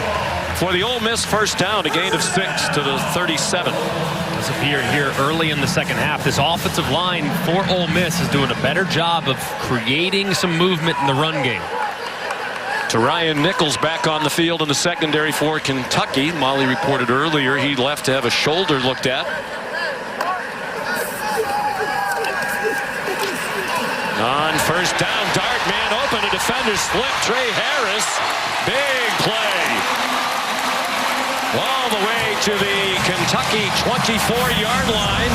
A gain of 39, 20 of it after the catch. And credit too to the offensive line. This route took a while. A little bit of a post corner, slightly dips inside, breaks it out. Defender slips at a big play. J.Q. Hardaway, who slipped. Parrish tackled by Hardaway. And Parrish is going back down, started to get up. Looked like he was hobbling a play or two ago. I hope he's okay. I mean, he's been so good for them. And that's one position, Greg, where they don't have a lot of depth. His backup is Matt Jones, a former walk-on, who's done a nice job, but he's not the talent that Parrish is. Coming into this game, I mean, only 2 players in college football had more big plays than Henry Parrish in the run game. Takes a big shot a couple plays ago. Gets up just a little bit gingerly on that left leg. But with the tempo emphasis for Ole Miss, it's hard for them to get a substitution because they want to keep the defenders on the field as well. So the second Parrish comes out, that would allow Kentucky to substitute as well, which would disrupt the rhythm of the offense. Luckily, he's off on his own power, and hopefully he'll be able to return here soon. Well, Matt Jones comes in, the former walk-on, now on scholarship. This 5'7", but powerfully put together, 200 pounds. Dart, Harris, immediate contact, and the ball's out. But Harris ruled down. Just a 2-yard gain. And another Ole Miss Rebel slow to get up. It's Micah Pettis, the right tackle. That ball's sliding out. That's a fumble. That ball is definitely moving. And I mean, did he secure the catch to him? And the contact was immediate. So a lot of things to look at here. But that ball is definitely moving before he goes to the ground. It's just a matter of whether or not he secured it before that, because this could be an incomplete pass. But you also see clear recovery. So if this is a fumble, it's Kentucky football. There. He's... And I'm with you. I think he's able to catch that ball, bring it into his belly, and that ball is moving. But does he ever secure it? Does he ever establish himself? Does he have firm control? That's the big thing that they got to look at. And let's ask Matt Austin what he thinks. Matt? He definitely has firm control. Originally, he's got a body part down. Does he meet the time factor? He was hit immediately. I would not be surprised if they called this an incomplete pass. Rather than a fumble. Even now when he's, I don't know, Matt. I mean, he's got the ball in his arm. He's fighting for extra yardage. This is another one, though, catch, no catch, which is it is gray area a little bit in some catch, no catch. And this is great play there by the defender, and hits him immediately, and just how quickly that contact was initiated. But right there, to me, looks like he definitely secures it. Yeah, looking at it in real time, the action that he makes when he tries to jump does show that he does have firm control and can make a football move. And then the ball comes out. Yes, that ball definitely comes out. So you think fumble? After watching it again in real speed, I do like catch and fumble. If so, what a massive play for Kentucky, who was a bit on their heels defensively. But I agree with you, Matt. I mean, I think there was enough in that live speed. Looked like he secured it, brought it into his chest, and then the ball was dislodged. Mark Stoops all smiles at the moment. They showed a couple replays on the big screen here, and you could hear the crowd ooh and ah as if they have the feeling this is going to be the first turnover of the game.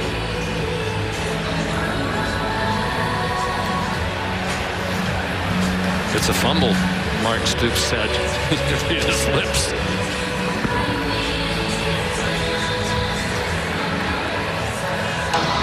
After video review, the ruling is a catch with a fumble recovered by the defense at the 18-yard line. First down. I think they got that right. It's the first takeaway of the game, first turnover for either side. Noah Matthews recovered the fumble.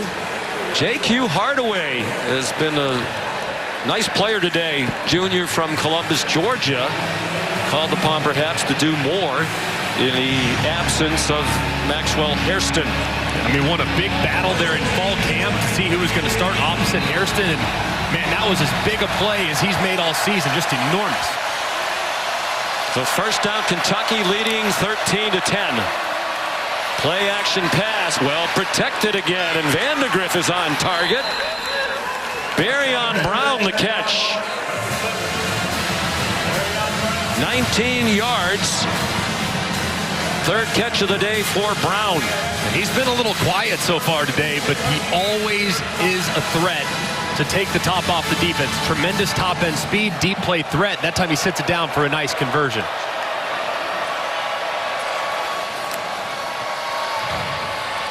Option pass. Pegues trying to run down Sumo Karnbe, and he did with help from John Saunders. Well, the pass protection so much better than we've seen from Kentucky, particularly against South Carolina with those great defensive ends. But I think it goes to what Bush Hamden says, you know, if you can run, you can set up the play action pass. And that's what they've been able to do today. And quarterback run too, Sean. I mean, if you know the quarterback's a threat to take off, if you over pursue in your pass rush, that could be significant as well. So Vandegrift's legs helping the protection as well. They've gotten a little bit away from the design quarterback runs, it seems, that were so good for them early, both Vandegrift and Wimsatt. Oh, the receiver was falling down. Josh Caddis was open. You know, we've seen 3 Kentucky games in person now. Josh Caddis needs to give them more as a blocker and as a receiver. Yeah, especially in pass protection, too. I mean, he's a veteran guy that has played a lot of football. They had high hopes for him coming in. But, man, it has been a really, really uneven start to the season for a tight end that had high hopes and, according to some, was preseason all-SEC consideration. That's a big drop. He was falling down. Guess he needs to learn that technique from Xavier Restrepo. See that catch for Miami last night. Vandegrift in trouble and swung down. Suntarine Perkins the sack. And a loss of 9 for Kentucky. And this really became a 3-man rush working against a 7-man protection with how they dropped Perkins out as a spy. As soon as the rush forces Vandegrift out of the pocket, steps up where Perkins is there to make the play. You cannot allow pressure with a 3-man rush. Just can't happen. And that time Ole Miss makes him pay. Aiden LaRosse to punt. Jordan Watkins back deep.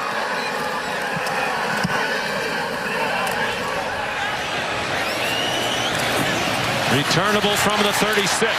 And he's stacked up at the 40-yard line. Ty Bryant there for Kentucky. 38-yard punt, 4-yard return is Molly. Well, Sean, you saw running back Henry Parrish hobble off with a lower body injury. He had his left ankle heavily taped, gave teammates a thumbs up. I'm told he's good to go. Right tackle Micah Pettis also injured, went into the tent, left with a noticeable limp. I'm told he will play, but he's moving very gingerly, guys.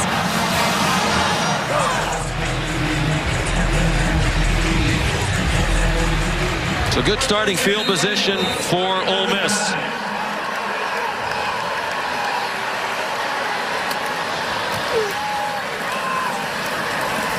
Matt Jones, Parrish's backup. That's some mid-major offers out of high school in Jackson, Mississippi. He said, I bet on myself. I walked on at Ole Miss, and it worked out. He's earned a scholarship. He got 4 on first down. Jackson Dart, after the play fake, checks it down to Jones. He bounces off a hit and has the first down. 7 yards to Jones. Man, how about the run there, too, by Jones, lowering his shoulder, fighting through contact, and picking up a first down. Minute and a half to go, third quarter. Ole Miss down 13-10. They came in as about a 17-point favorite for Coach Kiffin. This is such a tough spot for the defense, too. You have right hash, so you're far away from your own sideline. Can't get a substitution. Ole Miss won't substitute. They'll do whatever they have to do to keep it on this side of the field so Kentucky can't get fresh players on. Yeah, some hands-on hits up front. They tried to send a blitz. Harris spinning around, couldn't catch it. With the ball coming over his head, and DJ Waller in coverage. Incompletion allows a couple fresh bodies to come on. Keyshawn Silver goes off because they substituted the Rebels. They have to have time to substitute to the Wildcats. And Deion Walker took his time getting off. They're just 1 out of 5 on third down today. They need 5 here. Henry Parrish back on the field.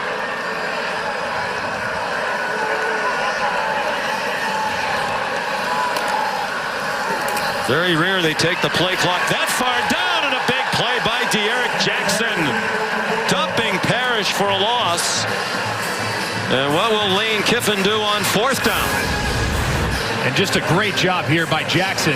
But it looks like the right guard, Pounds, kind of loses where he's going. That's a miscommunication. Him and the left guard should be working up to the middle linebacker, 54, Jackson. And as a result, big play. And Lane Kiffin, who leans heavily on analytics, is going to go for it on fourth down and 7 from the 48-yard line. The final seconds of the third quarter. And they do snap it. And Kentucky blitzes up the middle. Dart throws a dart on the run. Trey Harris on his way to the end zone. Touchdown, Ole Miss.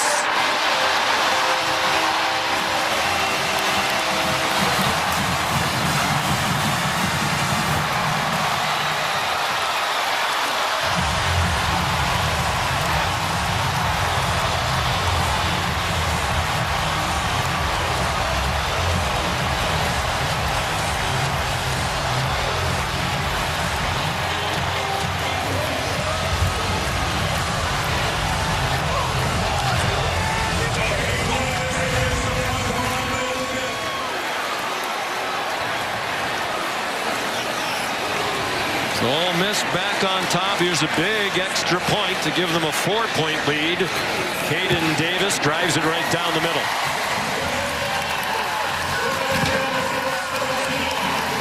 An outstanding execution by Ole Miss. Kentucky opts for pressure. Their running back, Henry Parrish, goes right up and stones the pressure. Great protection, allowing the route, which takes a little bit of time to develop. You have inside leverage against the defender. That's extremely difficult to have an in-breaking route against inside leverage, so it's an outstanding job there by Trey Harris, being patient at the top of the stem, winning underneath, and boom, throwing it in after a great catch and run for the touchdown. Are you surprised they blitzed? They've been getting pressure without blitzing. Not surprised they blitzed, because they did that a little earlier and disrupted some of the rhythm, but the coverage that time, to have inside leverage to get beat inside, that's tough. That's tough to explain as a defensive back. So just a better route's going to beat great coverage every single time. But the catch and run was outstanding by Harris. 10 catches, 170 yards for Trey Harris, and a touchdown. He came into today the only player in the country with multiple games of 175 yards receiving this season. He'll likely get a cross bat if he can add one more catch. Caden Davis. This one's returnable for Barrion Brown, and he slips down at the 15. One of the best kickoff returners in the history of the SEC. Here's Kevin. Sean, Oxford's popping. Time now for our All-State checking. Little Manhattan's popping here, Boog. DJ Giddens to the house, 66 yards. Yeah, DJ Giddens to the house, but really good job by the left tackle there, number 71, Easton Kilty with the block, and then he can do the rest to the house. Giddens averaging 22 yards per carry. Kansas State up 28-13. Back to you. And this crowd fully engaged again as Ole Miss has taken the lead. 5 seconds to go, third quarter. Kentucky from its own 15. And Vandegrift dropped for a loss. Princely Umanmielen made a couple of big plays today. That one's for a loss of 3, and it takes us to the end of the third quarter. ESPN's presentation of college football on ABC will return after this message and a word from our ABC stations.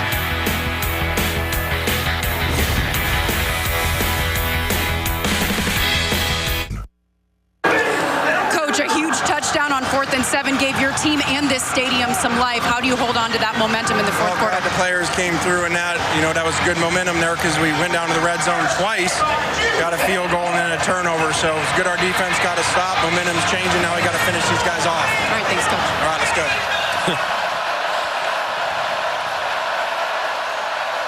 On second down and long, a middle screen.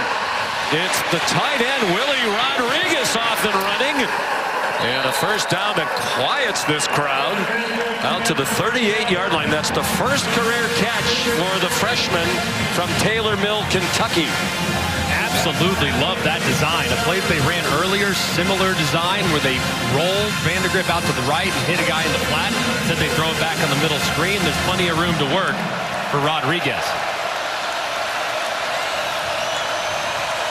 Brock Vandegrift, 15 out of 20 for 165. Deep handoff. Wilkins trying to get outside, and he could not. Swung down by Jared Ivey. It was Chris Paul who wouldn't let him get outside. Better known as Who Paul. Great play there by Paul.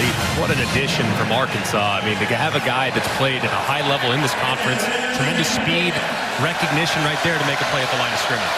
I asked him, where'd you get the nickname Pooh? He said, both my parents are nicknamed Pooh.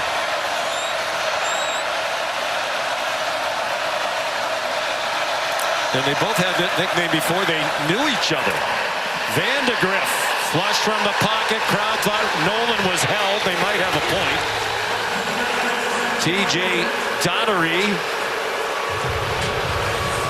put a hit on. There's Chris Paul's parents, Chris Paul Sr. on the left, but both of the nickname Pooh. There is a flag down now. What a nice young man they raised. And Pete Golding, the defense coordinator, was raving about the character of Chris Paul Jr., not related to the basketball player.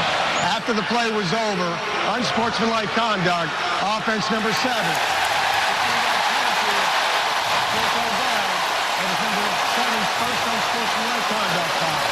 That is enormous against Barryon Brown.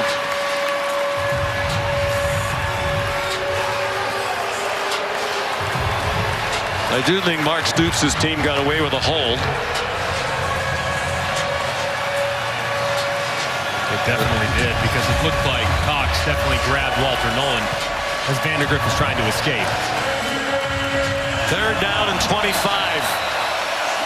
Would have been third down and 10. Still tough for Kentucky. Jordan Dingle, a tight end, went in motion. And a run up the middle from Subo Carnbay, stopped by Sunter and Perkins, and Kentucky will have to punt. Ole Miss has been on the receiving end of some unfortunate and untimely penalties. This time, Kentucky backs themselves up with a couple of bad plays and a bad decision there by Barryon Brown yelling at the official. And next thing you know, you're having to punt it away to an offense that has found a little bit of rhythm. Jordan Watkins to field the punt from Aiden LaRosse. Under 13 minutes to go. And a bomb driving Watkins all the way back to his 21. And out of bounds across the 35. 53-yard punt and a 17-yard return. There's more college football action on the SEC Network today at 4:15. Mississippi State and top-ranked Texas, the first meeting between those schools since the 1999 Cotton Bowl. And at 7:45, South Alabama is at number 14 LSU. Both games are also available on the ESPN app, so you can watch anywhere you go.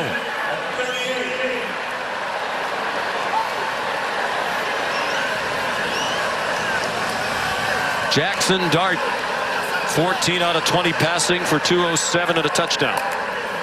Sacked 3 times, all of those in the first half. Henry Parrish Jr. Again, he's slow to get up. DJ Waller and Zion Childers combined on the stop after a 4-yard gain. And again, it's the problem with his legs for Parrish. Officials timeout for an injury. Took a big shot, too, as he's running to his outside. A big collision there with the defender, Waller. Man, I mean, he has taken a bunch of big hits today. 12:28 to go. 6th-ranked Ole Miss up by 4. 9-1-1, the 3-part season premiere event continues Thursday on ABC.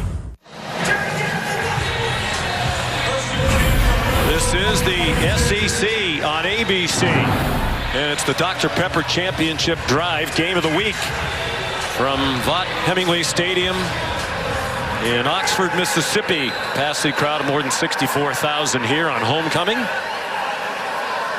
It's been a fight all day long.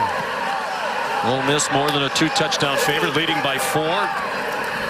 Henry Parrish did run off the field under his own power. Matt Jones, the ball carrier for no gain. Jamon Dumas Johnson, the transfer from Georgia, made the stop.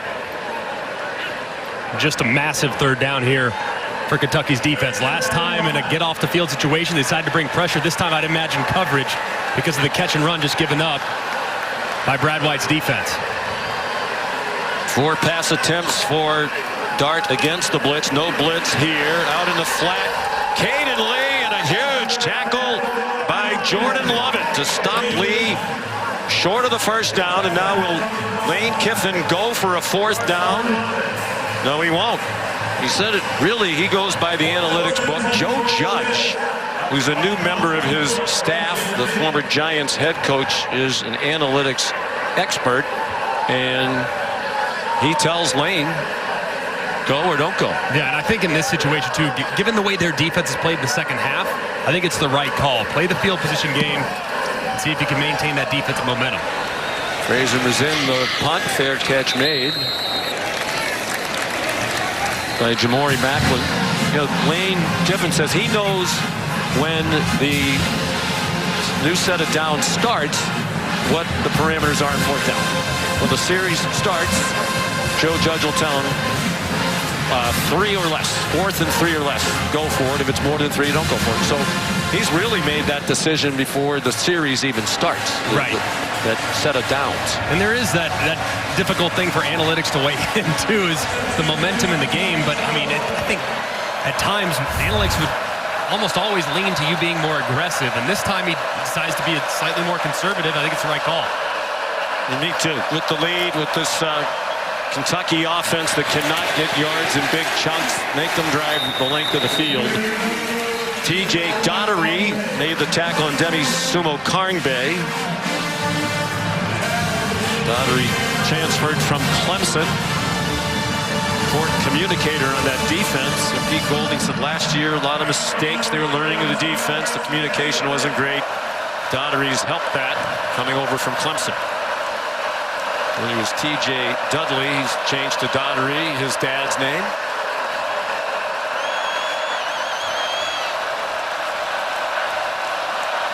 Van de Griff up to the line a couple of times with the play clock down to 3. He wound up calling his own number, and he powered ahead to the 17-yard line. Are you surprised, Greg, they've gone away from a greater variety of the quarterback runs we saw that worked effectively with Wimsatt as well in the first half? Yeah, I think the jet sweep stuff has been pretty good. It's forced Ole Miss to flow, and they've kind of abandoned it. They've had a couple bad decisions with it, too, but this is a massive down for them. After Lane Kiffin opts to punt it away, to go 3 and out would be significant.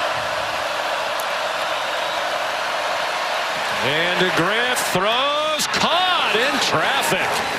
Fred Ferrier, the transfer from UAB, with a defender right on him. Good for a 12-yard gain. Yeah, man coverage by Ole Miss, and really a nice route and great ball placement, too, by Vandegrift. I mean, the coverage is tight, a little bit of a wobbler, but Ferrier's able to climb the ladder and make a play. That is excellent conversion against tight coverage. 16 completions for Vandegrift. The most he's had is 17. That was last week against Ohio U. He threw for 237, which is his career high. Wilcox short gain. J.J. Begis made the tackle. And the clock will go under 9 minutes to go. All 3 timeouts for each team. I'd really like to see a little more misdirection, too, from Bush Hamdan, the offensive coordinator. I mean, fake a run to one side, bootleg out the other side. Maybe a little jet sweep with a throwback to a screen. They need a little more misdirection because this Ole Miss defense is teeing off.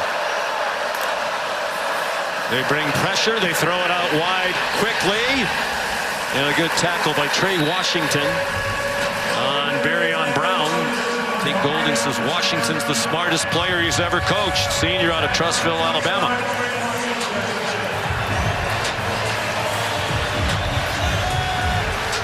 Go-to guy on third down really all season long for Ole Miss has been number 6, Dane Key. I mean, I think you got to look in his direction. You've got some man coverage. You've gotten quite a bit of looks, so I would be looking the direction of Dane Key here at the bottom of the screen.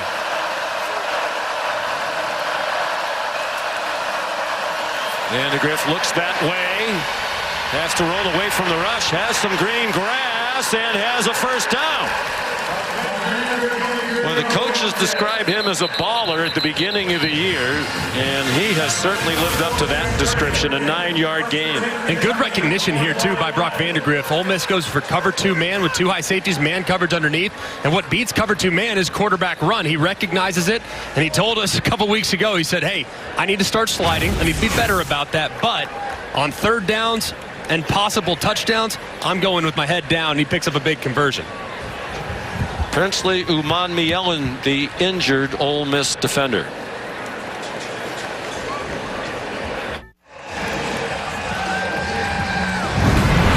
ABC College Football is presented by Tums Gummy Bites. Get fast relief of occasional heartburn. Use as directed. And in part by the all-new Sonic Smasher. Live free.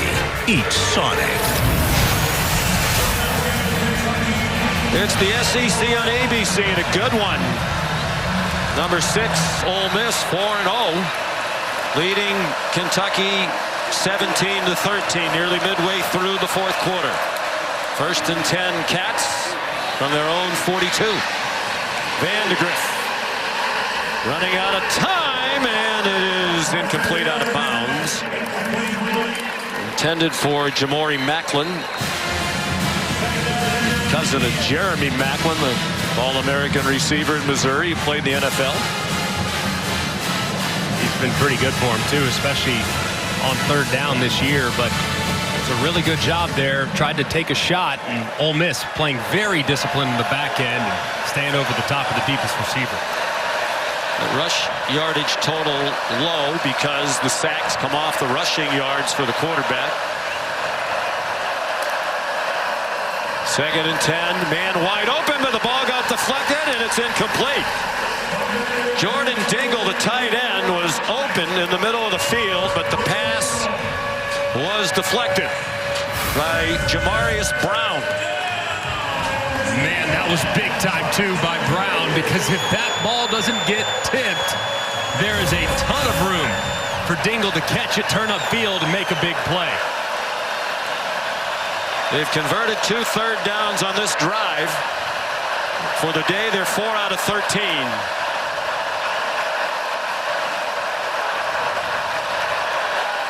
3rd down and 10. And Vandegrift goes down again in the arms of Sontaran Perkins.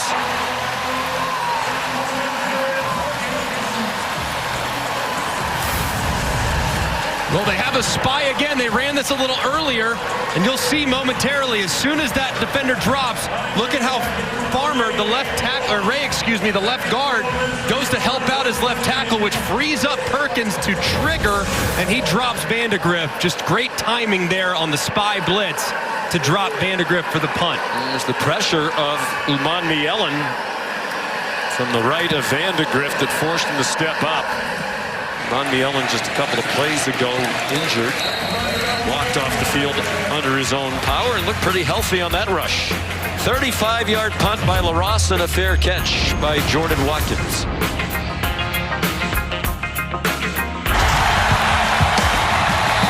The game of this college football season so far coming away tonight on ABC.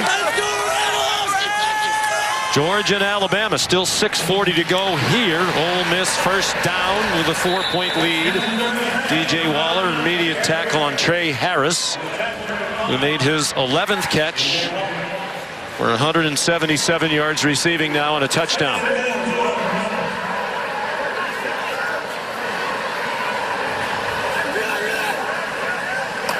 Henry Parrish Jr., the running back. Didn't have anywhere to go inside. He couldn't get outside either. Well played by Ty Bryant up from the safety spot. And here's a big 3rd down and 3 for the Rebels.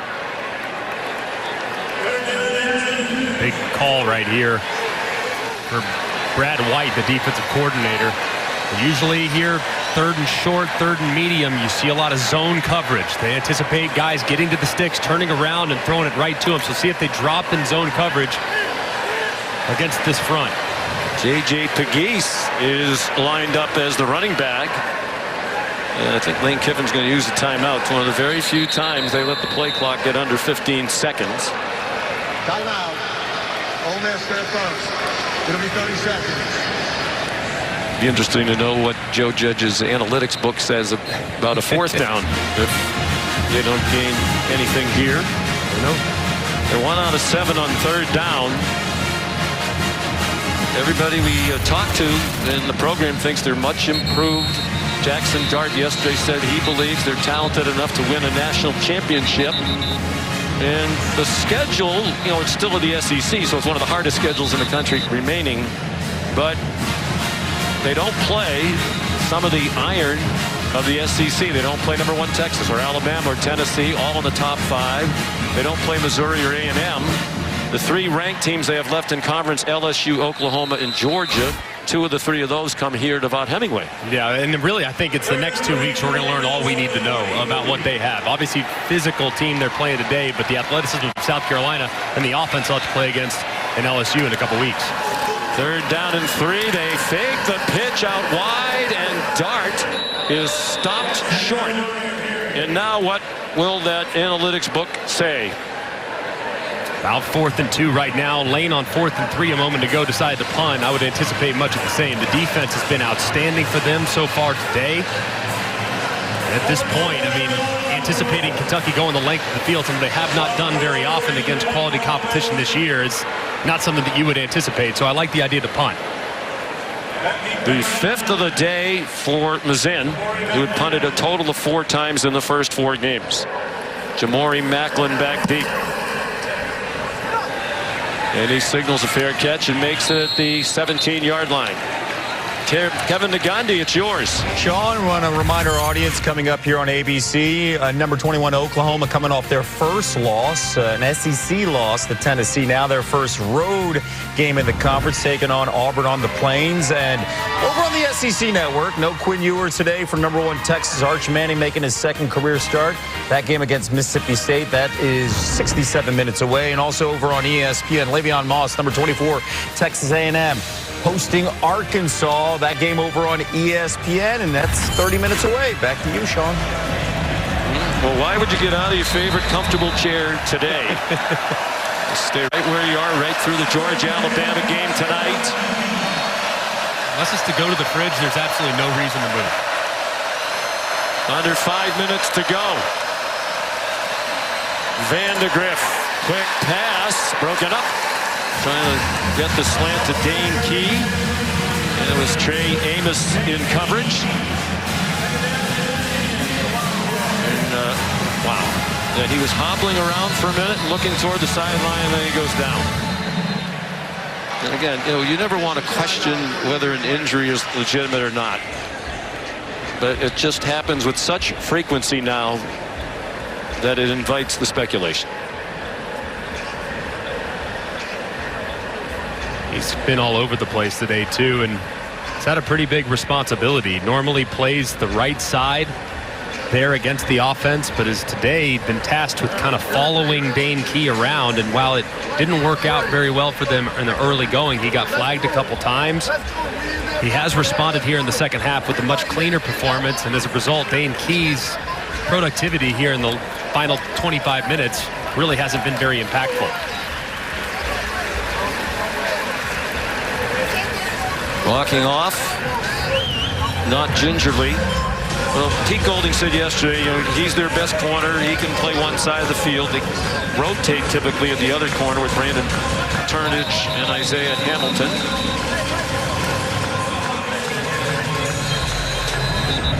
But, if you're in this situation, and if this is not legitimate, we're just trying to slow the whole thing down, you do play the next play without your best corner. Right. Might be a scenario, too, where you would put your fastest guy and take a shot on the guy that's coming off the bench.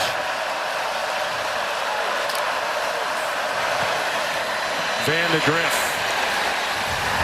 Not a lot there. Design quarterback run on 2nd and 10. T.J. Donnery made the tackle. 4.5 minutes to go on the clock running, and another Kentucky third down.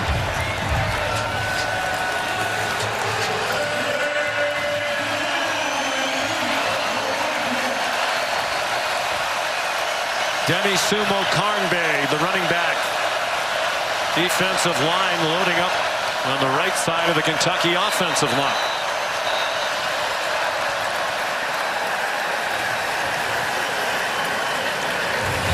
Ole Miss was in a very similar look to what they've actually sacked Vandegrift on multiple times. 3 down defensive linemen with number 4 Perkins lined up right over the guard in a spy position. It's gotten them twice, 2 sacks so far for Perkins, and that time looked like they might be looking at a 3rd sack, so wisely calling a timeout on a critical down and distance for Mark Stoops' offense. Well, they do have some talented pass rushers on that Ole Miss side. Monmi Ellen been a going concern. Perkins, who's really kind of the 3rd rusher. Jared Ivey is a tremendous player. In fact, it was Ivey the last time these two teams met here 2 years ago, who forced a fumble in the final minute of the game, which Ole Miss recovered to hang on to a 22-19 win over the Wildcats.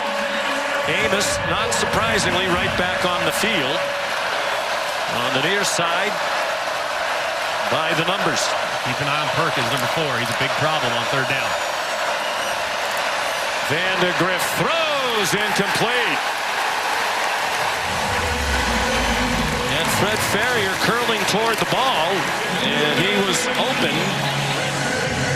And is Mark Stoops going to go for this 4th down? It looks like it from his own 20-yard line.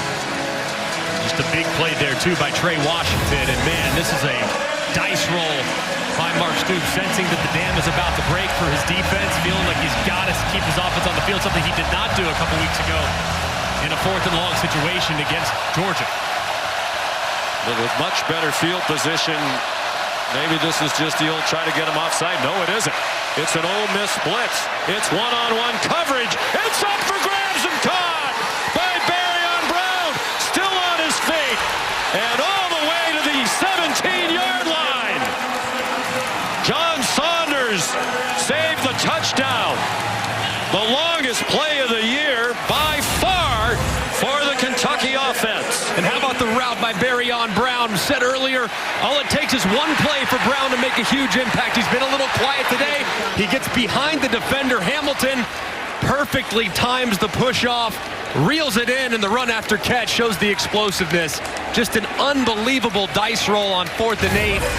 And his playmaker, Brown, who's been outstanding the last few years for Kentucky, makes him right and has the Cats knocking on the door. Previous longest play of the year was 46 yards, a pass play. That one for 63. When they absolute Jared Ivey having his left foot looked at. Wow, Brock Vandegrift given time by an offensive line that has had struggles from time to time this year, particularly against South Carolina.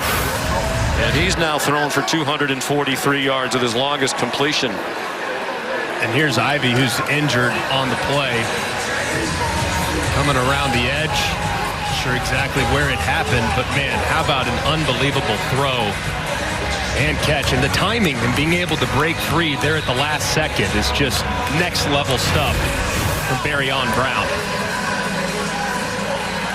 Ivey walks off. Brown 5 catches for 88. The 243 passing for Vandegrift is a career high. Went for 237 against the Ohio Bobcats last week. Who would have thought coming into the game that Kentucky would pass for more yards than Ole Miss? That is the situation right now. Certainly wouldn't have thought it either after the first drive, too, with how Jackson Dart started this game. But this Kentucky group is a resilient group that's becoming more aggressive. And you can see Brock Vandegrift hasn't exactly been lighting it up against SEC competition, but answering and responding in a big way today. Probably 4-down territory here at this juncture with the clock running toward 3 minutes. A field goal doesn't do them any good. Sumo Karngbe running room outside, inside the 10, and down near the 5 with a first down. An 11-yard run. And Umanmielen is down again.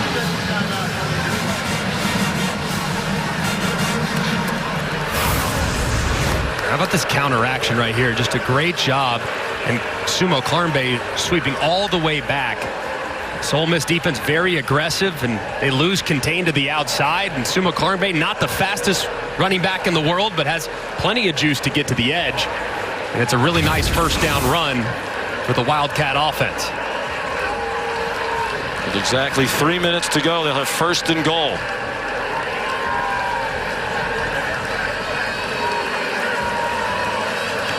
Umanmielen walking off again with a slight limp. He's been down a couple of times now today.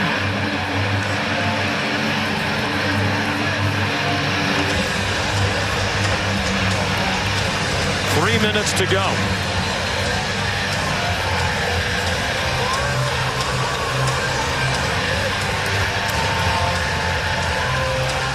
A 2-1 edge in time of possession for Kentucky. They've had the ball for 38 minutes and 14 seconds. Gavin Wimsatt is on the field now. Played a lot in the first half, not as much here. And you saw Vandegrift not in that huddle and already lined up wide to the right as a receiver. Played some receiver in high school. It's not likely they're going to throw it to him here.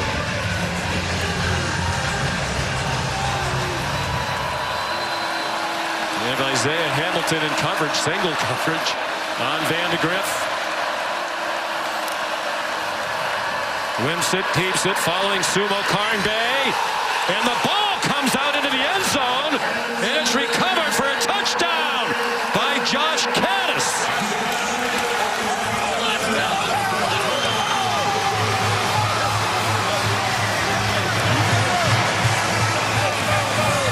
Well, for as many struggles as Caddis has had this year, and you saw earlier when he dropped the ball, the look on his face as if he couldn't believe it. Some good fortune here. Right place, right time.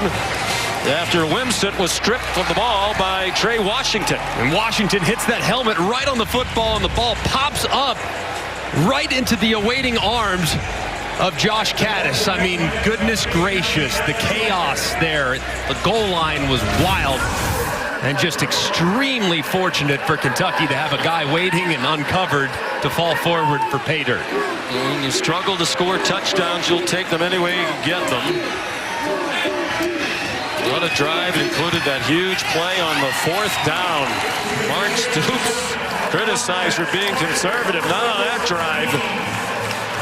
They wind up going 83 in 6 plays. And Josh Caddis, the touchdown, as he caught the fumble out of midair and took it in from a yard or 2 out. Just quarterback, little boss sweep with running back out inside. And like we said, I mean, you cannot hit the ball any better to dislodge it if you're Trey Washington, the safety, number 25. And just so unfortunate for Ole Miss to not have a guy there as they look on in agony after the unfortunate bounce in favor of the Cats. Caddis, a junior from Cincinnati, out of Moeller. His dad, Eric, played tight end at Michigan, 7 years in the NFL, mostly with Cincinnati. He has a brother, Justin, on this Kentucky team. What a way to take the lead.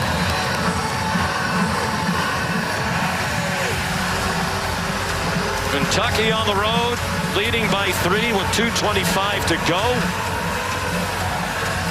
2 timeouts left for Ole Miss. And they do have a very strong-legged kicker in Caden Davis. Aiden LaRosse kicks off. 3rd lead change of this game.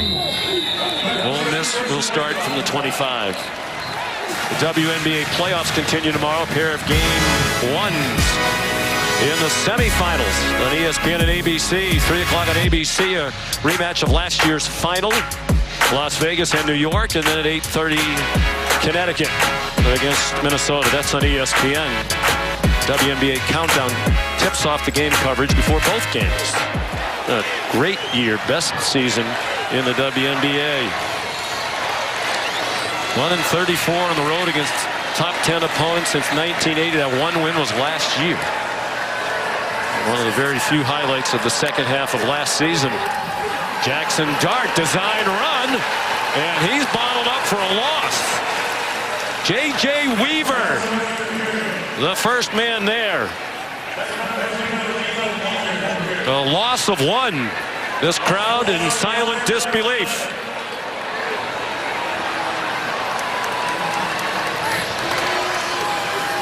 It is very quiet here. Dart to the sideline, nowhere near Jordan Watkins. And that gets us to the 2-minute timeout. 1:57 to go. Can Kentucky pull off a big upset?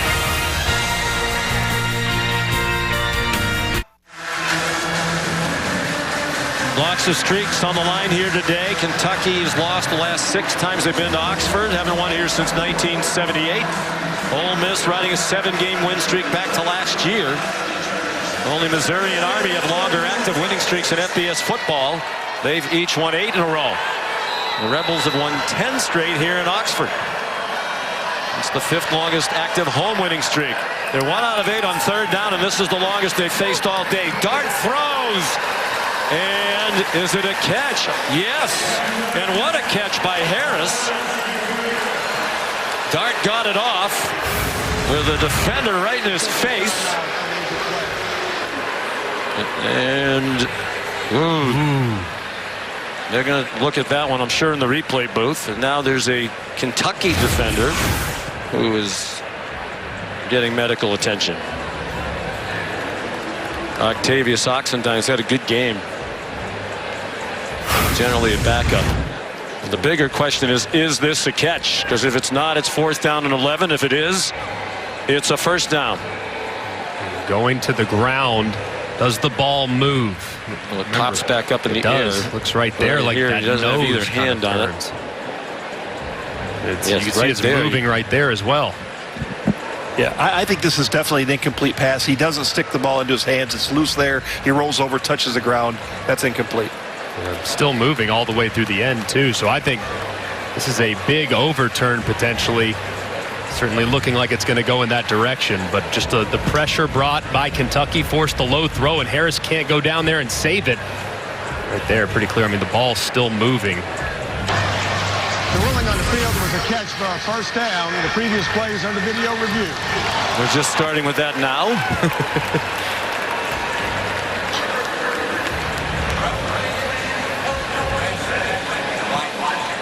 Well,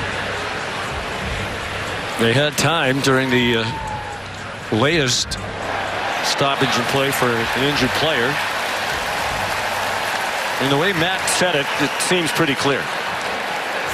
Not sure he ever had the catch really, and then he certainly didn't seem to finish it. That's the thing. I mean, it can touch the ground, but you have to maintain control all the way through, and touches the ground, and the ball is still moving as he rolls over and finally secures it. But I think obviously indisputable video evidence beyond all doubt to overturn, but to me it looks like that no longer exists. If you watched the end of the game last night between Virginia Tech and Miami, they overturned the call at the end of the game despite no conclusive evidence to do so. Fair enough completely. So who knows? Who knows, but by the letter of the law, I think that ball hit the ground. I think it's going to be incomplete. After video review, the ruling is an incomplete pass. Crowd booing, but that's the right call. And here comes the play of the game and the play of the season to date for Ole Miss. And perhaps one will have long-lasting implications given their aspirations for a conference championship and a national championship. They're going to put 5 seconds back on the clock, but 4th down and 11. From their own 24-yard line. He doesn't need the analytics book to know you have to go for it.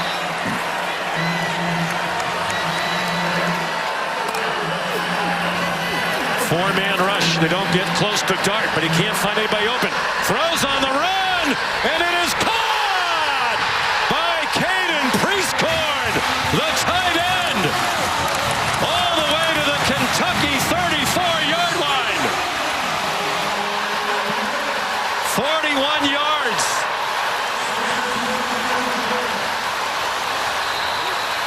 And now they're in field goal range at the very least. Dart, single coverage, sideline over the head of Henry Parrish, the running back, running with the linebacker De'Eric Jackson in coverage. How about the catch by Prieskorn a moment ago? Dart throws up an absolute prayer. It looks like number 4, Christian Story, kind of loses track of the football and also loses track of the wide receiver. But Prieskorn, quiet in the passing game today, goes up and makes the play of the season for the Rebels. Just his 10th catch of the year. His first today. On 2nd and 10. Dart doesn't want to take a sack, get out of field goal range. He gets knocked down back at the 39-yard line by J.J. Weaver.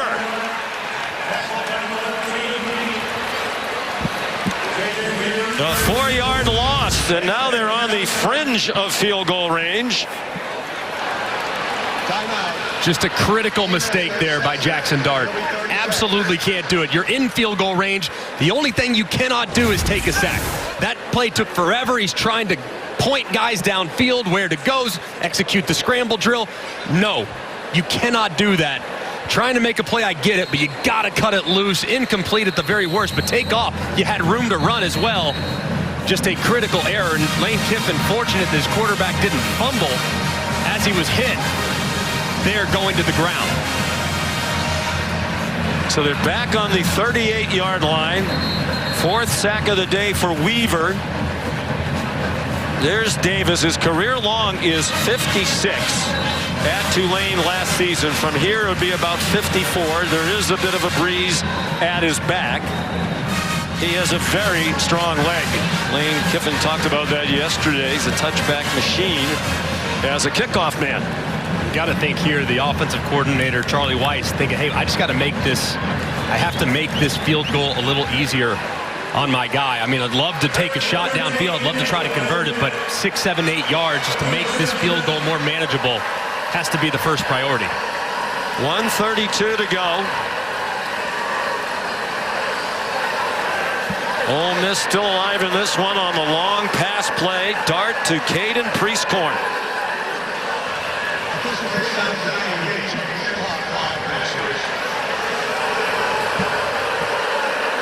just when they were about to run 3 plays in a row without anybody needing medical attention.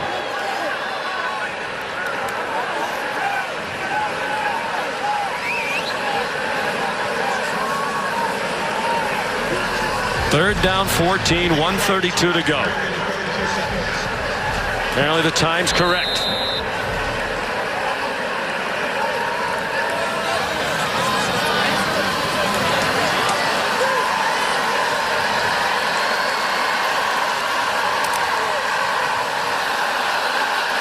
Flag down. Dart runs away from Weaver. Lost the football, but there is the flag in the air. Kentucky has recovered it. De'Aaron Jackson banged it out. It looked like they were offside. What else can happen down the stretch? Offside. The defensive end was in the neutral zone. Wow. And just a critical mistake. The best player on Kentucky's team, Walker, jumps just a little bit early trying to create a pass rush. But if I'm Dart, I would have loved to have thrown it to the end zone there. I mean, you have a free play.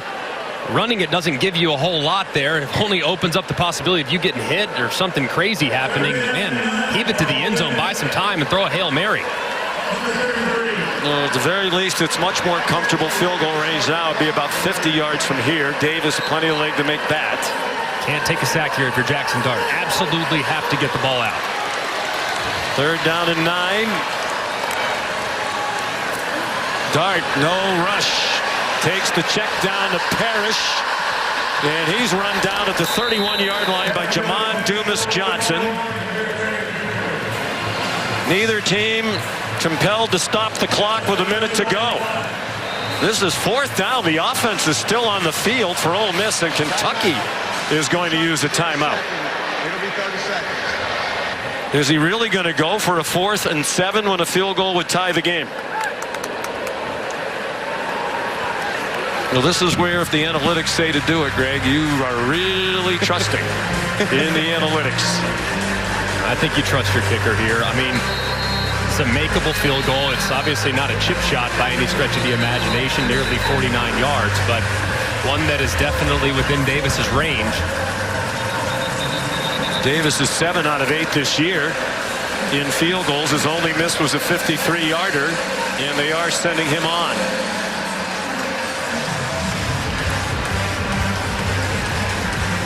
0 for 1 on a potential game-tying field goal in the final 5 minutes. That's while he was at Texas A&M. It was against App State. He spent 2 years here at Ole Miss after 3 at A&M. 48 yards to tie it. Slight breeze at his back. Charlie Pollock is the holder. Carter Short, the snapper. They do their job. That kick is no good. A low duck hook.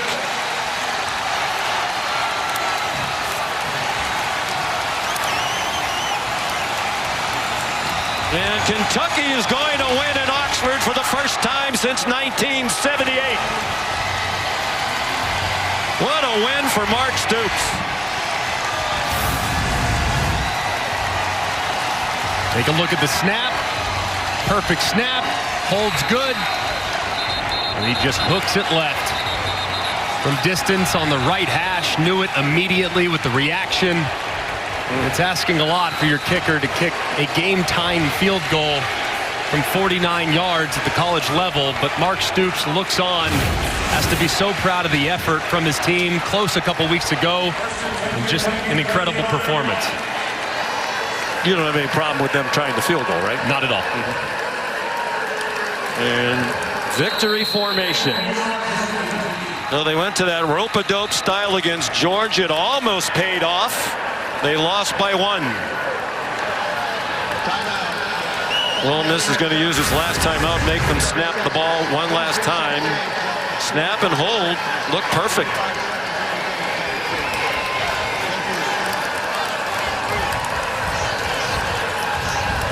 And Lane Kiffin will have to wait another day to earn career win number 100. He doesn't care about that at all.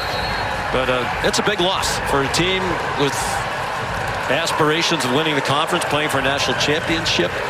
And to lose this home game with, as we said, not the hardest SEC schedule, but a lot of tough games left. They put themselves in a tough spot going forward. Yeah, they did. I mean, this was one that you would not have expected. I mean, with their tempo and the way that they can put pressure on the opposing defense, home field, fresh legs, having played and really crushed everybody, is just a shocking performance. But credit to Kentucky with just an outstanding run. Yeah, great plan. You know, they know their limitations. They played to their strengths. And credit to the players who executed beautifully. Highest ranked road win for Kentucky since 1977 when they beat number 4 Penn State.